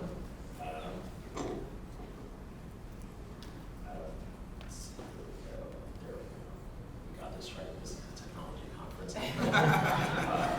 I'm glad to be here. I've been in healthcare for about 20 years now. I've sort of seen it in many different aspects and facets, and currently I'm in academic medicine, but I've done any number of different facets of healthcare, and really just wanted to quickly frame what we're talking about. From my perspective, healthcare in Houston is wonderful. We have the world's largest medical center, a lot of great specialists and luminaries in the research arena, but it lags behind in many ways in the adoption of technology. Healthcare has been advancing, but we really haven't taken advantage of a lot of the advances in technology that are out there that can really catapult the quality of care that we provide and the research that's done at a much faster pace. So I just want to share with you sort of a day in the life of what we deal with, and sort of share with you some of the challenges, but also raise some opportunities of how some of the technology that the wonderful panelists we have here today will tell you about that are just a small glimpse into how things can be improved significantly with the adoption of some technology. So this is my life. A patient comes to the ER, we see about 180 to 190,000 visits in the Harris Health System, which is one of the largest in the country, the top 5. And not infrequently, Dr. Sauter's colleagues bring us about 20 to 30% of our patients, and very often we have very little information. So the patient arrives, and this is Walter, as Dr. Beckett aptly named him. He's a middle-aged gentleman with chest pain since yesterday. He's short of breath as well, and he has a history of a heart attack, pretty common. And he had a recent cardiac catheterization at another hospital. So unfortunately, a lot of times when you have this many hospitals in a close proximity, sites, multiple different doctors. And he did see his doctor. His doctor was concerned and ordered a CT scan of his chest yesterday as an outpatient. His pain just continued to worsen, and so he decided to call 911 and come into the ER. He tells you he also has a history of blood clots. They're very vague. He doesn't really necessarily know what that means. When you probe and ask more questions, a lot of times patients don't remember details. Honestly, my family is fairly well educated. None of them are in healthcare. But when I ask them, what did your doctor tell you? When I call them and they're up in New York, they say, nothing. Of course the doctor told you something. They did all these tests. What did they tell you? Nothing. And they're educated. So, healthcare literacy is not great, and they shouldn't be. This information should follow the patients. This is the EKG for the patient. It's very abnormal. It shows a blockage in the electrical system. And the main question is, if this is new, this is another heart attack. If this is old, this EKG, that these findings are consistent with prior EKGs, then we don't get as concerned. So unfortunately, this patient doesn't have an EKG on our records, so we then have to go to the other hospital and try to get those records, and it's another delay of another 30 to 60 minutes, which you all heard, time is muscle. You know, if the patient's having a heart attack, wasting an hour is not good for them. The patient also needed had a CAT scan of the chest, and they had it done yesterday, but unfortunately the results are not at your facility, and you don't want to irradiate the patient. You know, we've all seen news stories about radiation and the side effects of giving IV contrast dye and causing kidney damage. You don't want to subject the patient to yet another test. You need that information. If they have a blood clot in their lungs, that's something that could be life-threatening. This patient has a family history of blood clots, and so it would be very useful to know that, but you don't want to have to repeat imaging. You know, besides the side effects, there's also the increased cost. Imagine why healthcare is so expensive. There's a lot of redundancy in healthcare. If you reorder testing, that's a lot of money, and someone has to pay for it. And then, not to mention medications. The patient doesn't recall his medications. He's on, more than 5 medications. Your average patient who has hypertension is probably on 2 to 3 medications. Most people can't remember the name of the drugs, the dosage of the drugs, and how often they're taking them. So that's a challenge as well, because when you have to prescribe someone a medication, you don't know if it's going to interact with something they're already on. And those drugs stay in your system for potentially days. And then, is he allergic to any medications? Did he forget that he was allergic to sulfa or to something else of that nature, and he just doesn't remember? Sometimes the patients come in altered, which to us means they're unconscious. They can't provide any information at that point. So even more important that we have information that follows patients wherever they go. And he's never been in our hospital, so we didn't really have much information. And so these are the challenges. Care is very fragmented. I think what we do for the patients in general is great, but there's a lot of duplication, a lot of fragmentation, and patients do shop around. They're consumers. They go to multiple different specialists, different hospitals, different clinics, and that's okay. But healthcare in general hasn't kept up with that sort of movement. It's not seamless, and patients don't recall their information, as I've already mentioned. And the patients often, there's a lot of incomplete information, duplication of testing, drug errors, and delays of diagnosis as a result. So this is sort of the example of what healthcare is like today. I don't mean to paint a grim picture, but there's definitely opportunities for improvement. And this is where I think a lot of the technology comes in, and how do we leverage that. So I'll turn it over to the next group of speakers.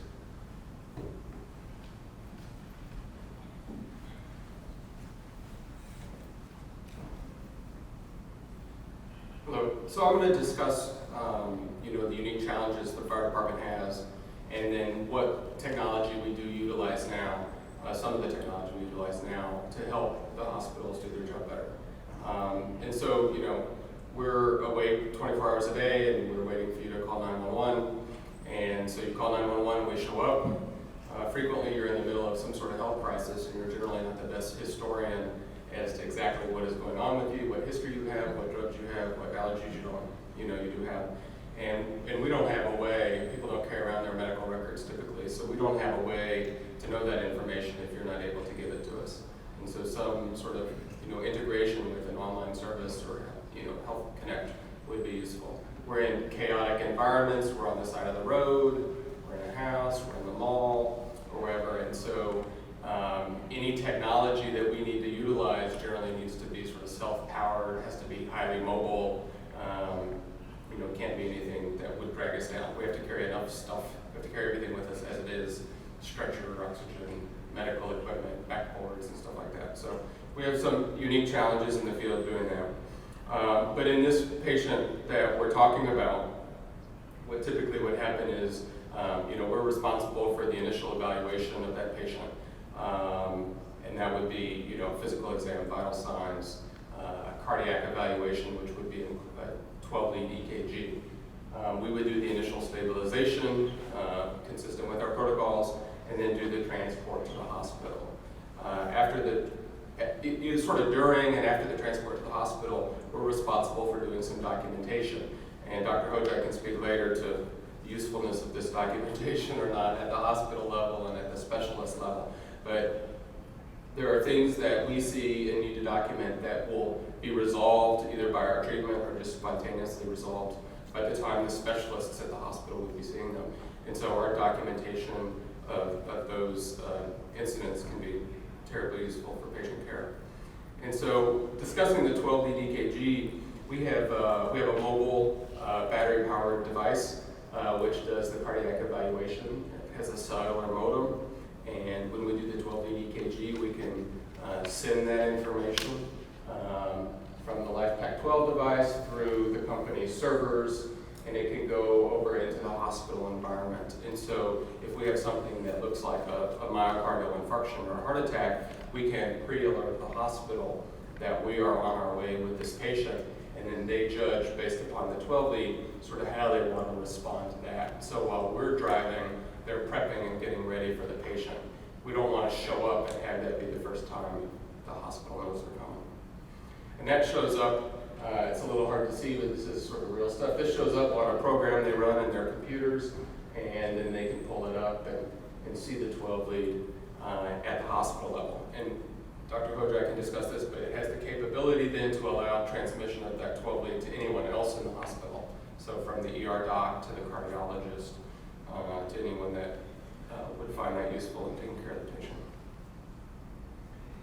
The other thing is that our current patient care record system is a computer-based, tablet-based system, and it has an online portal. And so as we enter information to that, there's a dashboard that shows up at the hospital side of things, and they can see, this was from yesterday, as I was last minute preparing for this talk. These are people coming into hospital, which is anonymized, but the first one is 52-year-old male with nausea and vomiting, Houston Fire Department ambulance 40, bringing them in. And so the hospitals can see what's on their way or what has recently arrived, and then we leave a paper record, but all of these get stored electronically as PDFs, and you as a hospital user can scroll down to the, unfortunately, many, many people we bring each hospital each day, and then click on the little PDF icon and pull that record up. Frequently, leaving one paper record gets lost in the hustle and bustle in the ER, and so as your specialist comes down or someone else, they want to know what's in the record, and this provides them, obviously, a backup. And then it's PDFable, so you can move it anywhere. So you pull it up, and I've anonymized part of this because it's a real person, but get your patient care record as a PDF, and you can do what you want with that. I guess that's really all I have. We have some other uses, but in terms of this technology, that's very good.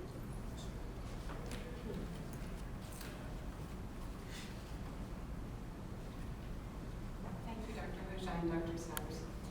First question is for you, Dr. Hojai. Obviously, with such a busy emergency center, you have a vast variety of different kinds of patients, some very sick, some others that perhaps don't require that kind of acute care. How could the network, the health network, if at all, help you to triage, maybe better triage those patients and potentially get them in a more appropriate care setting?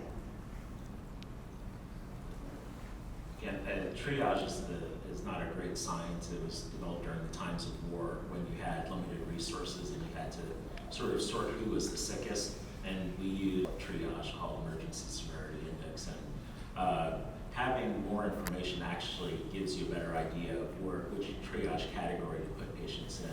There are times where a patient comes in and it's apparently relatively benign or non-concerning complaint, but when you factor in the history, if you have access to their medical records, it may actually very much change where you place them in the priority list. Because I'm sure many of you have been to an ER before, been to a family member to an ER, and there's very long wait times, and having more information can potentially make a difference in how you're triaged and how fast you're seen. So that's I think definitely something that would help improve our ability to do triage. Right, thank There's you. a question. It's a two-parter. One is I was just curious how much Health Connect is incorporated in your workflow, and the second is how much information you can realistically look through given the time allotment you have for the victims as they're coming in or the number of patients you have to see? This is really a Health Connect question. But, I mean, currently there is a portal into Health Connect. I think, and I can speak from my perspective for Health Connect. I think Health Connect is still in the growth phase of patching in hospitals together so that there's useful information in the exchange. So I can access the portal now, but I think the challenge right now is for each hospital to figure out a way to put that information into the usual workflow. My understanding of physician behavior and psychology is that they won't do it unless it's made easy. So if a patient arrives and I have their chart, open their chart, there should be a link that shows me the patient has another medical record elsewhere. If the patient tells me they've been somewhere else and that information is important, I'll go look in the portal and try to find that information. But I think it's important to put that into the usual workflow so that people actually use it and access it and make it simpler.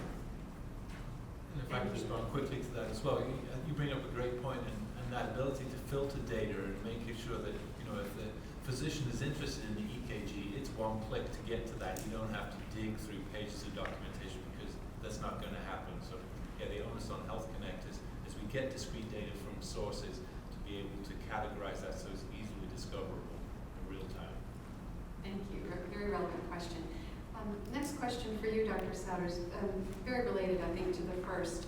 When you actually have the patient in the ambulance, how do you make the decision about where that patient goes, to which facility you take that patient? That's a multifactorial decision. It takes into account everything from patient's desire to and where they have had treatment for whatever their current condition is. We try to keep people in the same hospital or hospital system. Hospitals are designated as specialty hospitals. We have trauma centers, we have burn centers, we have stroke centers, we have myocardial infarction, chest pain centers. So if that's their diagnosis, we take them there. There's also a system called EM Systems, which is a website which tracks sort of the busyness of hospitals, and a hospital can put themselves on diversion or disaster and request that, you know, we sort of diminish or stop transports to that hospital. So we check that website with every transport. Our units call in and check and ask for the status of a certain hospital and find out if that hospital's, quote, open or not. Those are the main sort of factors. Great, thank you. Dr. Stenham, I believe it's welcome you.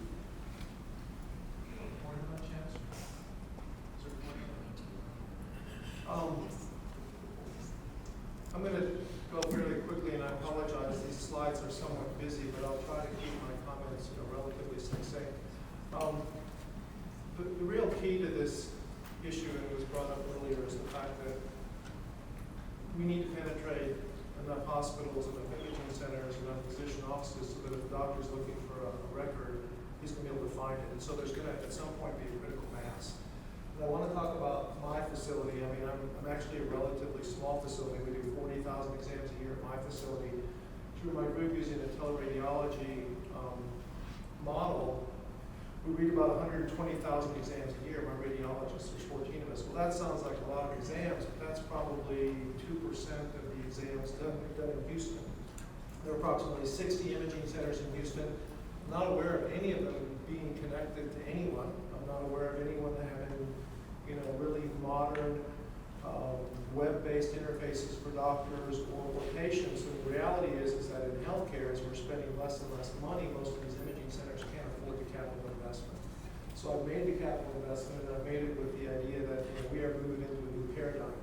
And the paradigm is going to be, whether it's Obamacare or whatever, we're going to have to achieve meaningful use. We're going to have to figure out how to share information more effectively with patients, more effectively with doctors, and then have that information readily available in a repository, which is why I've been involved with Health Connect since the beginning. Certainly the first outpatient facility to sign up. So I want to just show you some of the tools that I use.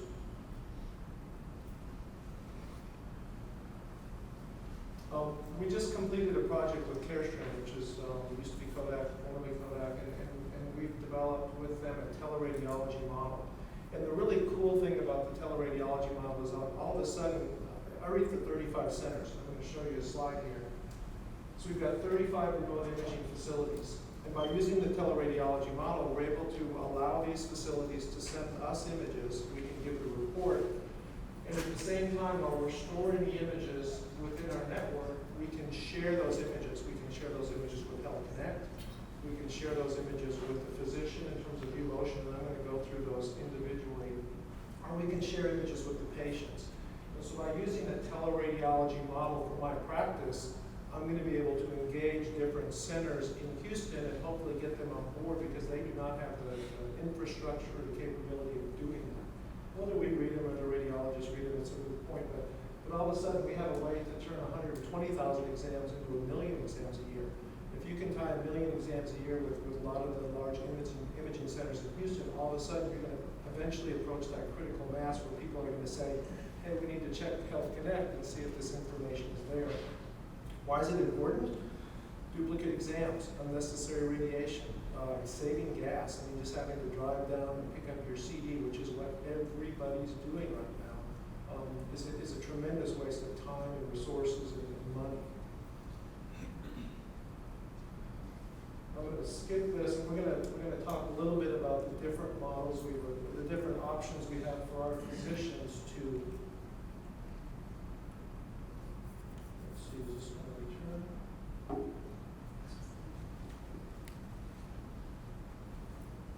Okay, I didn't realize that was a dynamic slide. Someone spent a lot of time on that.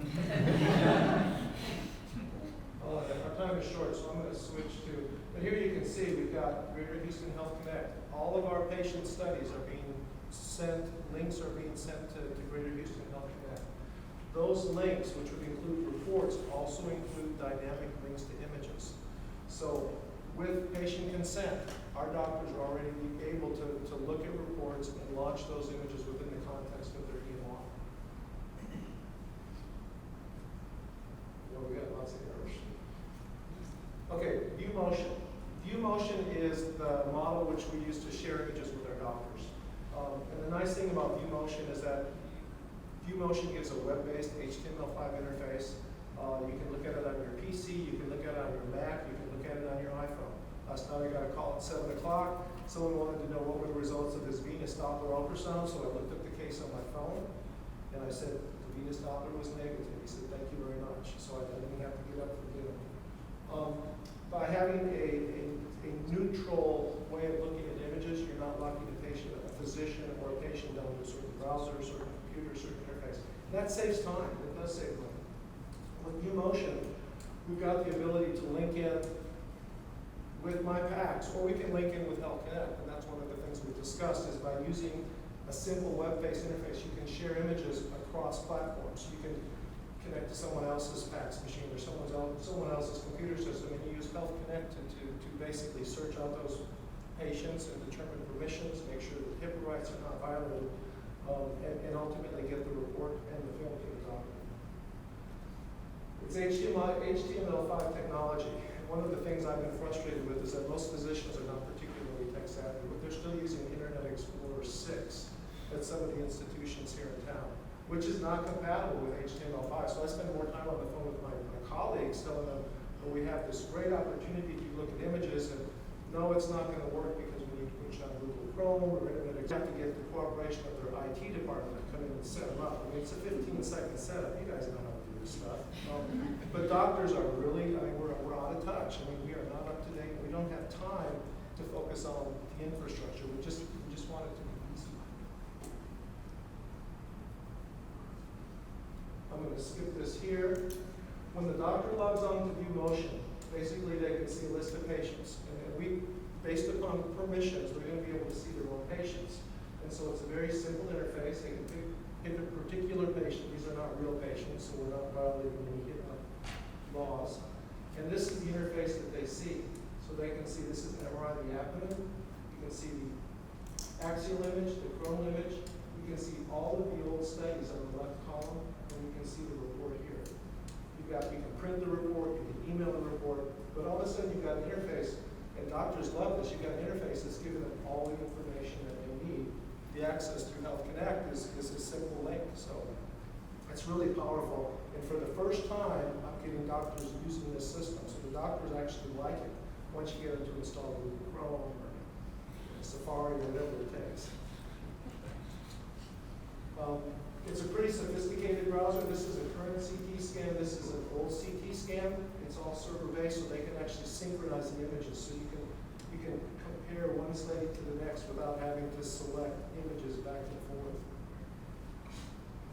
The other thing that I'm pretty excited about is patient interfaces, because if you're looking at the cost of medicine and healthcare, one of the things we're going to have to figure out is how does personal responsibility key into this? And when patients who are consumers are making decisions to spend money on their healthcare, how can we incentivize them to make smart decisions? Because as you told us just a little while ago, even your family didn't really remember what the doctor said. So we have a patient portal with this system as well. So our patients who desire to can give us an email examination, or give us the email address, and then they have the ability to log in and look at their images. They have the ability to look at their reports, their previous reports. We usually delay it for 7 days because we want the physician to have access to that report first. But even more importantly, they have the ability to share these studies. And so if they're going to see a consultant in another facility, another state, they can actually share these images by simply adding the email of the person with whom they want to share the images for a physician, for example. So now we have portability of studies, portability of reports, and the ability of sharing images without having to physically burn a CD, carry a CD, and mail a CD. So these are some of the pretty innovative things happening in radiology that need to happen more often, but are ultimately going to help folks like you be able to render better care in the ER. Give us faster turnarounds, have better information, and prevent duplicates in there. So I think that's all I have. Thank you.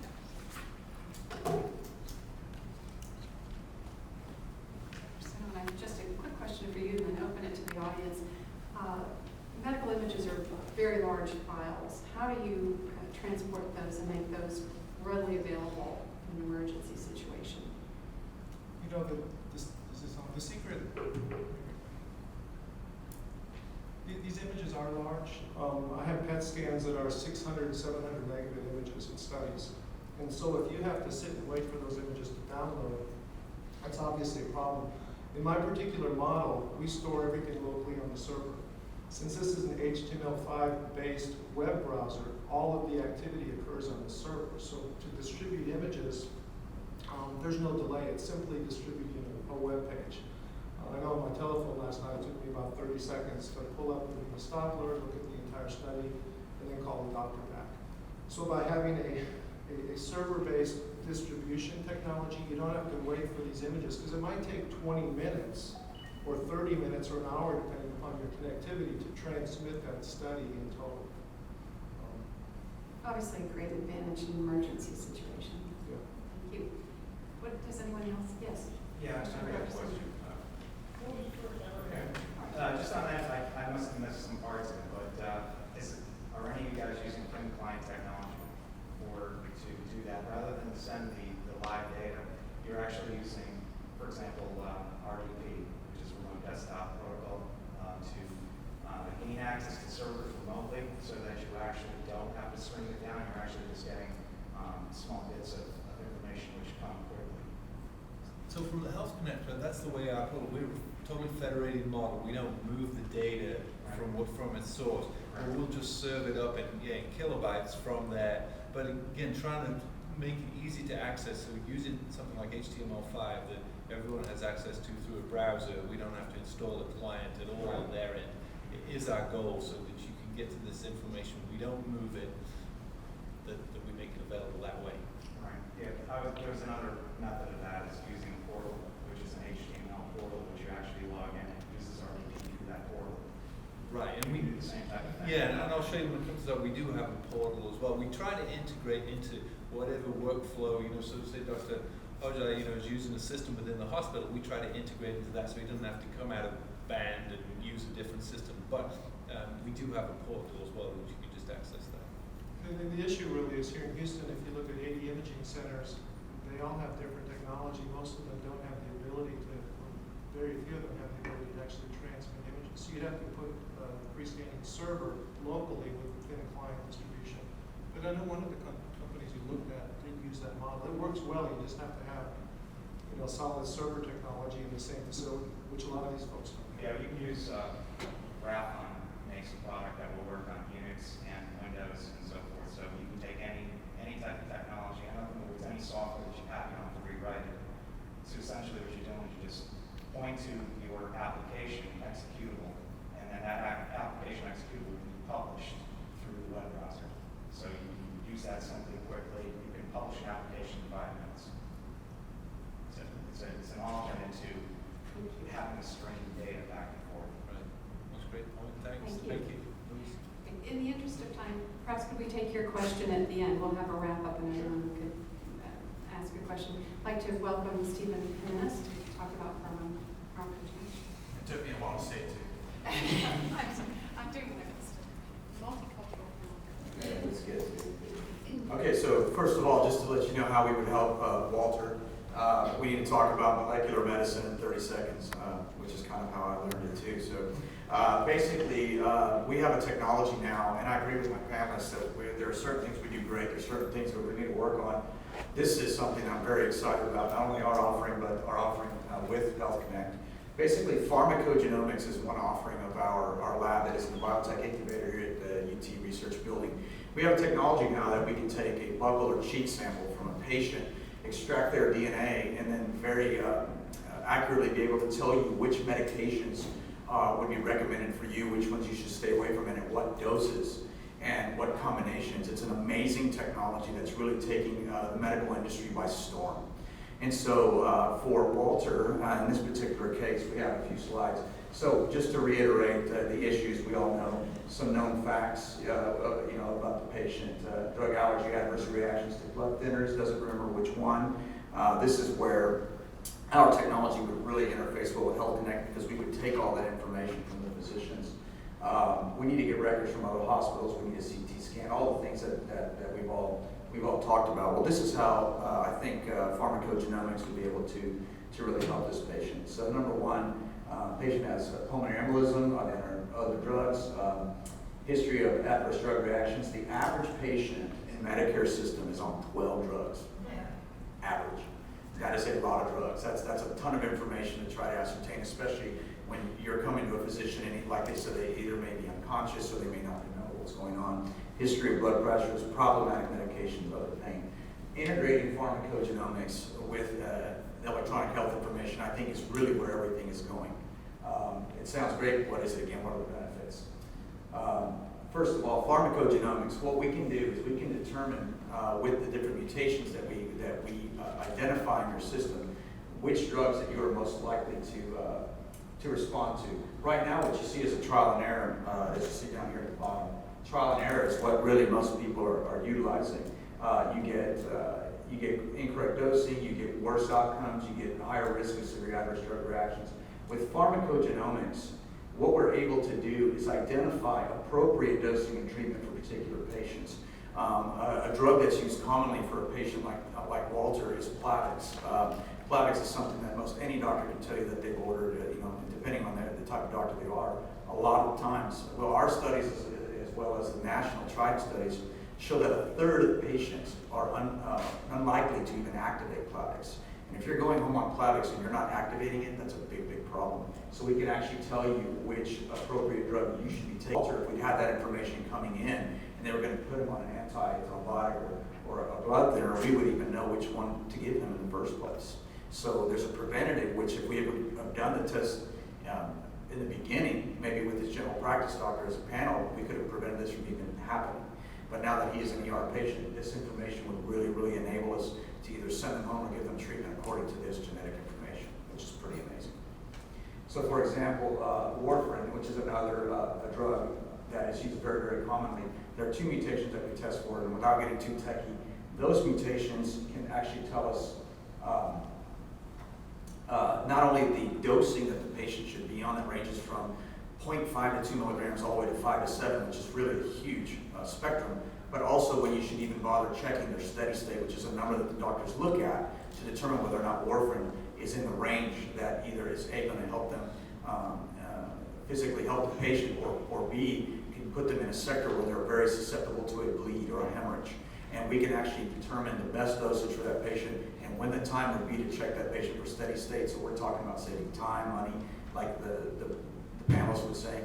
If you've got a patient where it's having to come back every 4 days and they're changing dose and they're driving back and forth, that's one thing, but we're also talking about the patient's health, which is where I think this is really something that comes into play.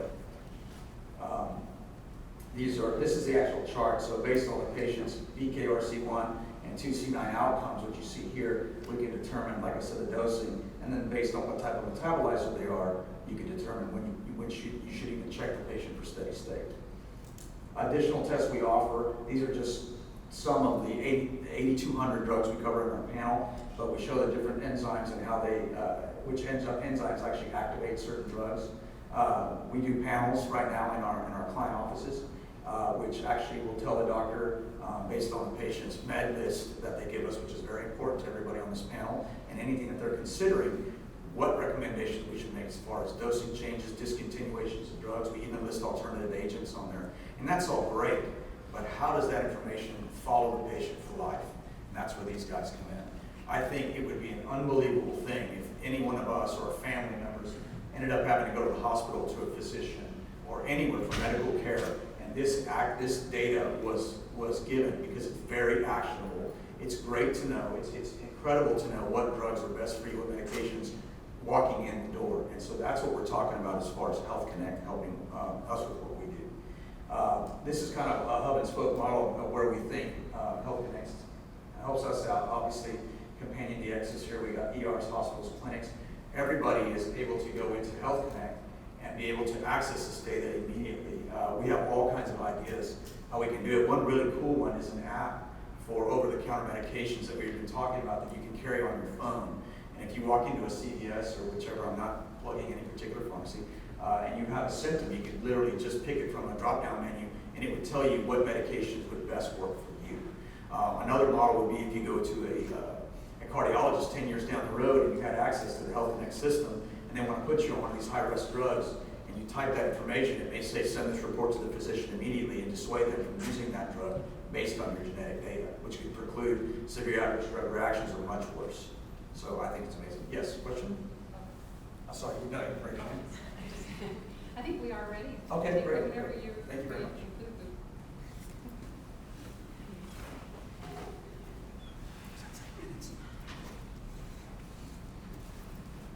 Thank you, Steve. So obviously, genomic analysis is very complex, and as you've said, we're right on the edge of the future with it. How do you ensure that both patients and providers are well educated about how to use this and how to interpret the analysis, particularly since it's something that's a live record, as you put it? Right. This is an amazing technology, and we've actually formatted and changed our reports in 2 years about 9 times, and that's the quintessential way that we actually report on this information.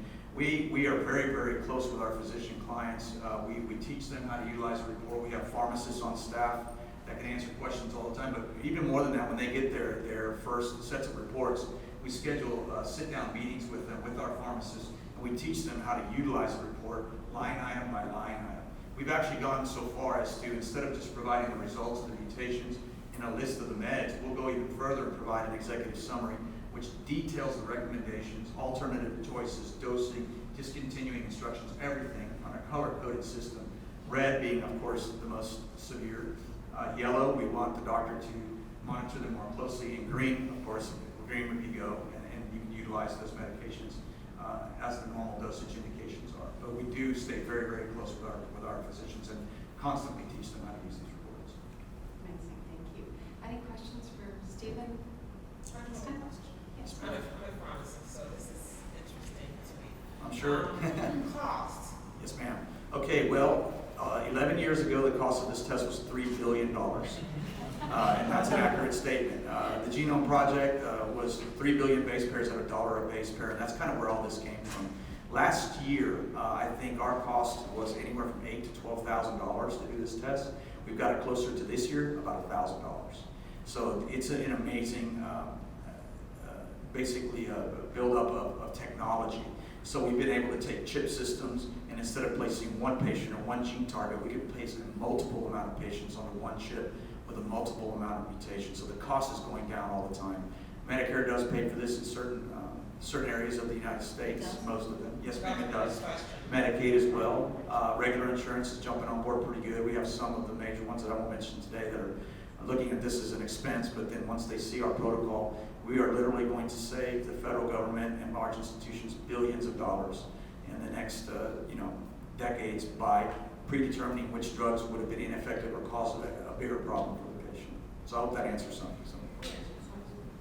Absolutely, point saving in the long run.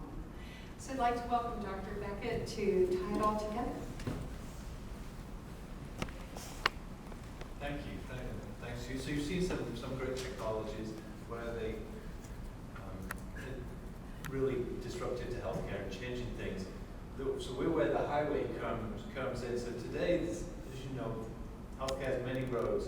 We've got the lab, imaging, pharmacy, the ED, the EMS, clinics, hospitals, all really separate, patient sort of oriented in the middle there. And what we're going to do is bring it all together. So it's a health information exchange. We're covering Southeast Texas. It's a 20-county region. It's about a quarter of the population of Texas, but 9 million people.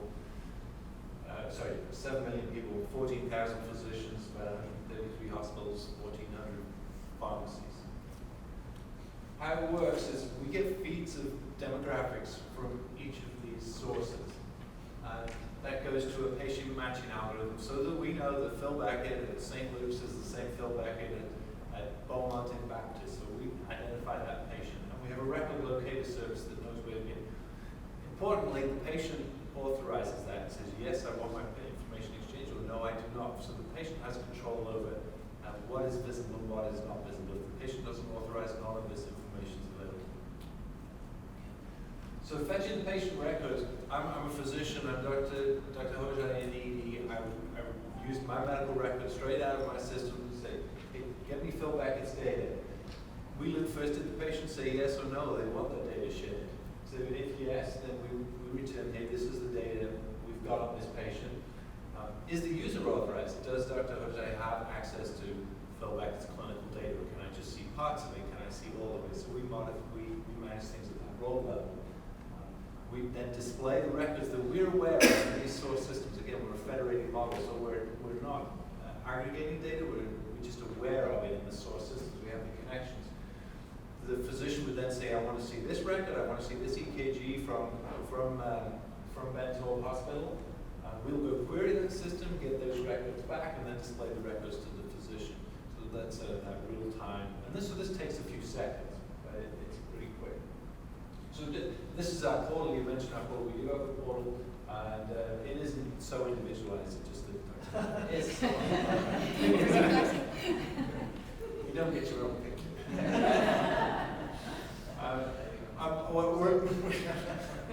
I'm looking up, and again, I can use my medical record because we know that we've done the matching already within our system. So I just have to use my medical record that says yes. It says here, this little hammer says I don't have a relationship with this patient. It's not. This isn't one of my patients. So I have to break the class. I have to establish a relationship. This is the reason I'm looking at these records. This patient's presenting for emergency care.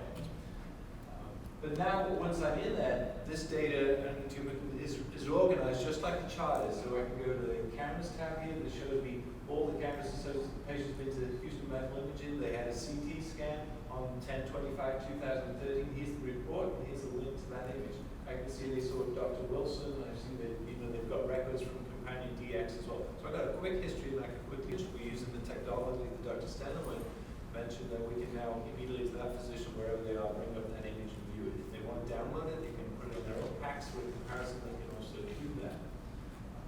Then the pharmacogenetics report. Here's now on the labs test tab. I can see all the patient's reports. I can go straight to that anticoagulant sensitivity and see what that report is. So now again, I've got quick instant information. I don't have to wait for that test to be run in the emergency department. I can make immediate decisions and improve the outcomes for that patient. So really, we start with the public EKG. We can get the run sheets from the emergency medical service. We can drive notifications. So if you're admitted to the hospital, we can send that to your PCP and say, hey, the patient was discharged, they can follow up with you and give you the post-discharge care that you need.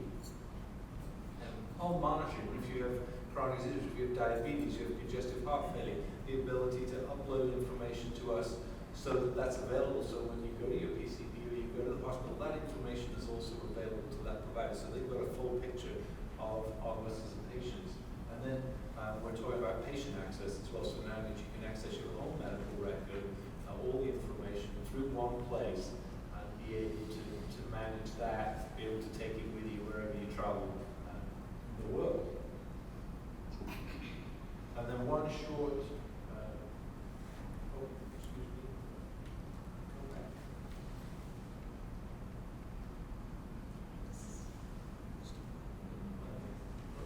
video play. So a little short video that will be coming to movie theaters soon.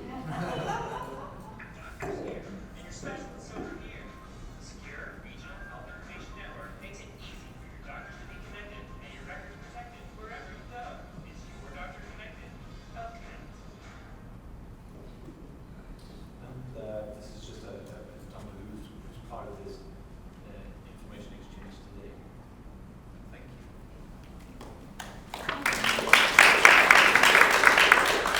Well, with so much information to share, the panelists, thank you for doing such a remarkable job of staying within the time limits.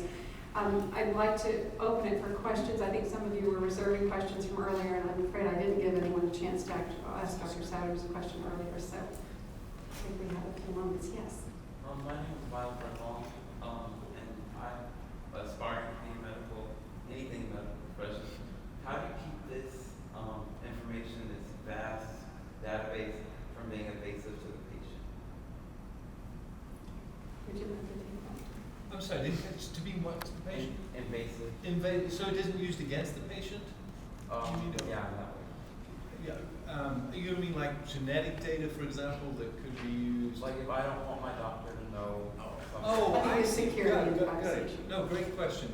So that ability, so at the moment, you have the ability to opt out of this. And by default, you're opted out. So to be part of an exchange like this, you have to physically sign a form and say, I authorize my data to be shared. If you don't sign that, nothing is shared. So if in the future we will have that ability to do it by data type, for example, so behavioral health information, if you didn't want that shared, that you could block pieces like that. Today it's all or nothing. You share, everything's shared or it's not shared. Yes. Are there other systems like this in other parts of the country, number one? And number two, can you guys help out the Affordable Care Act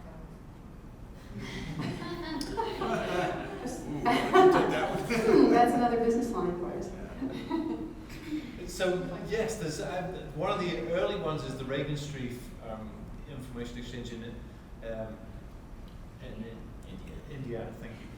And they've been doing this for 25 years. They have a different model where they're actually aggregating information and then they're using analysis there for population dynamics. Here in Texas, we're not there yet. We're not looking at anybody's data. It's a physician to physician. Exactly. Today here in Texas, there's 10 information exchanges in Texas in geographical regions around the state. The four main ones are in Houston, Dallas, San Antonio, and Austin. But there are others in the more rural parts of Texas. Same technology, Same concept. Some of them do it a little bit. Some of them are default in, we're default out. Some of them are aggregating data so they can do that epidemiology. North Dallas around Texas is doing much more. Just depending on the comfort of the community to do that here, much more competitive, much more concerns about privacy. So we are using that federated, just default out. So, and that was one of the reasons for setting it up that way, is so that each community could have some autonomy in decision making about how this works and how Is this a 501c3? It is, yes, yes. Yes. Is there any way that patients take an initiative rather than waiting on the healthcare facilities or physicians? For instance, ailing here out in rural Texas, that kind of saga, so that you've got, and my second question is this a dynamic type platform, such as I'm a radiologist, you have to do, CT scan, place an emergency room. I saw this previous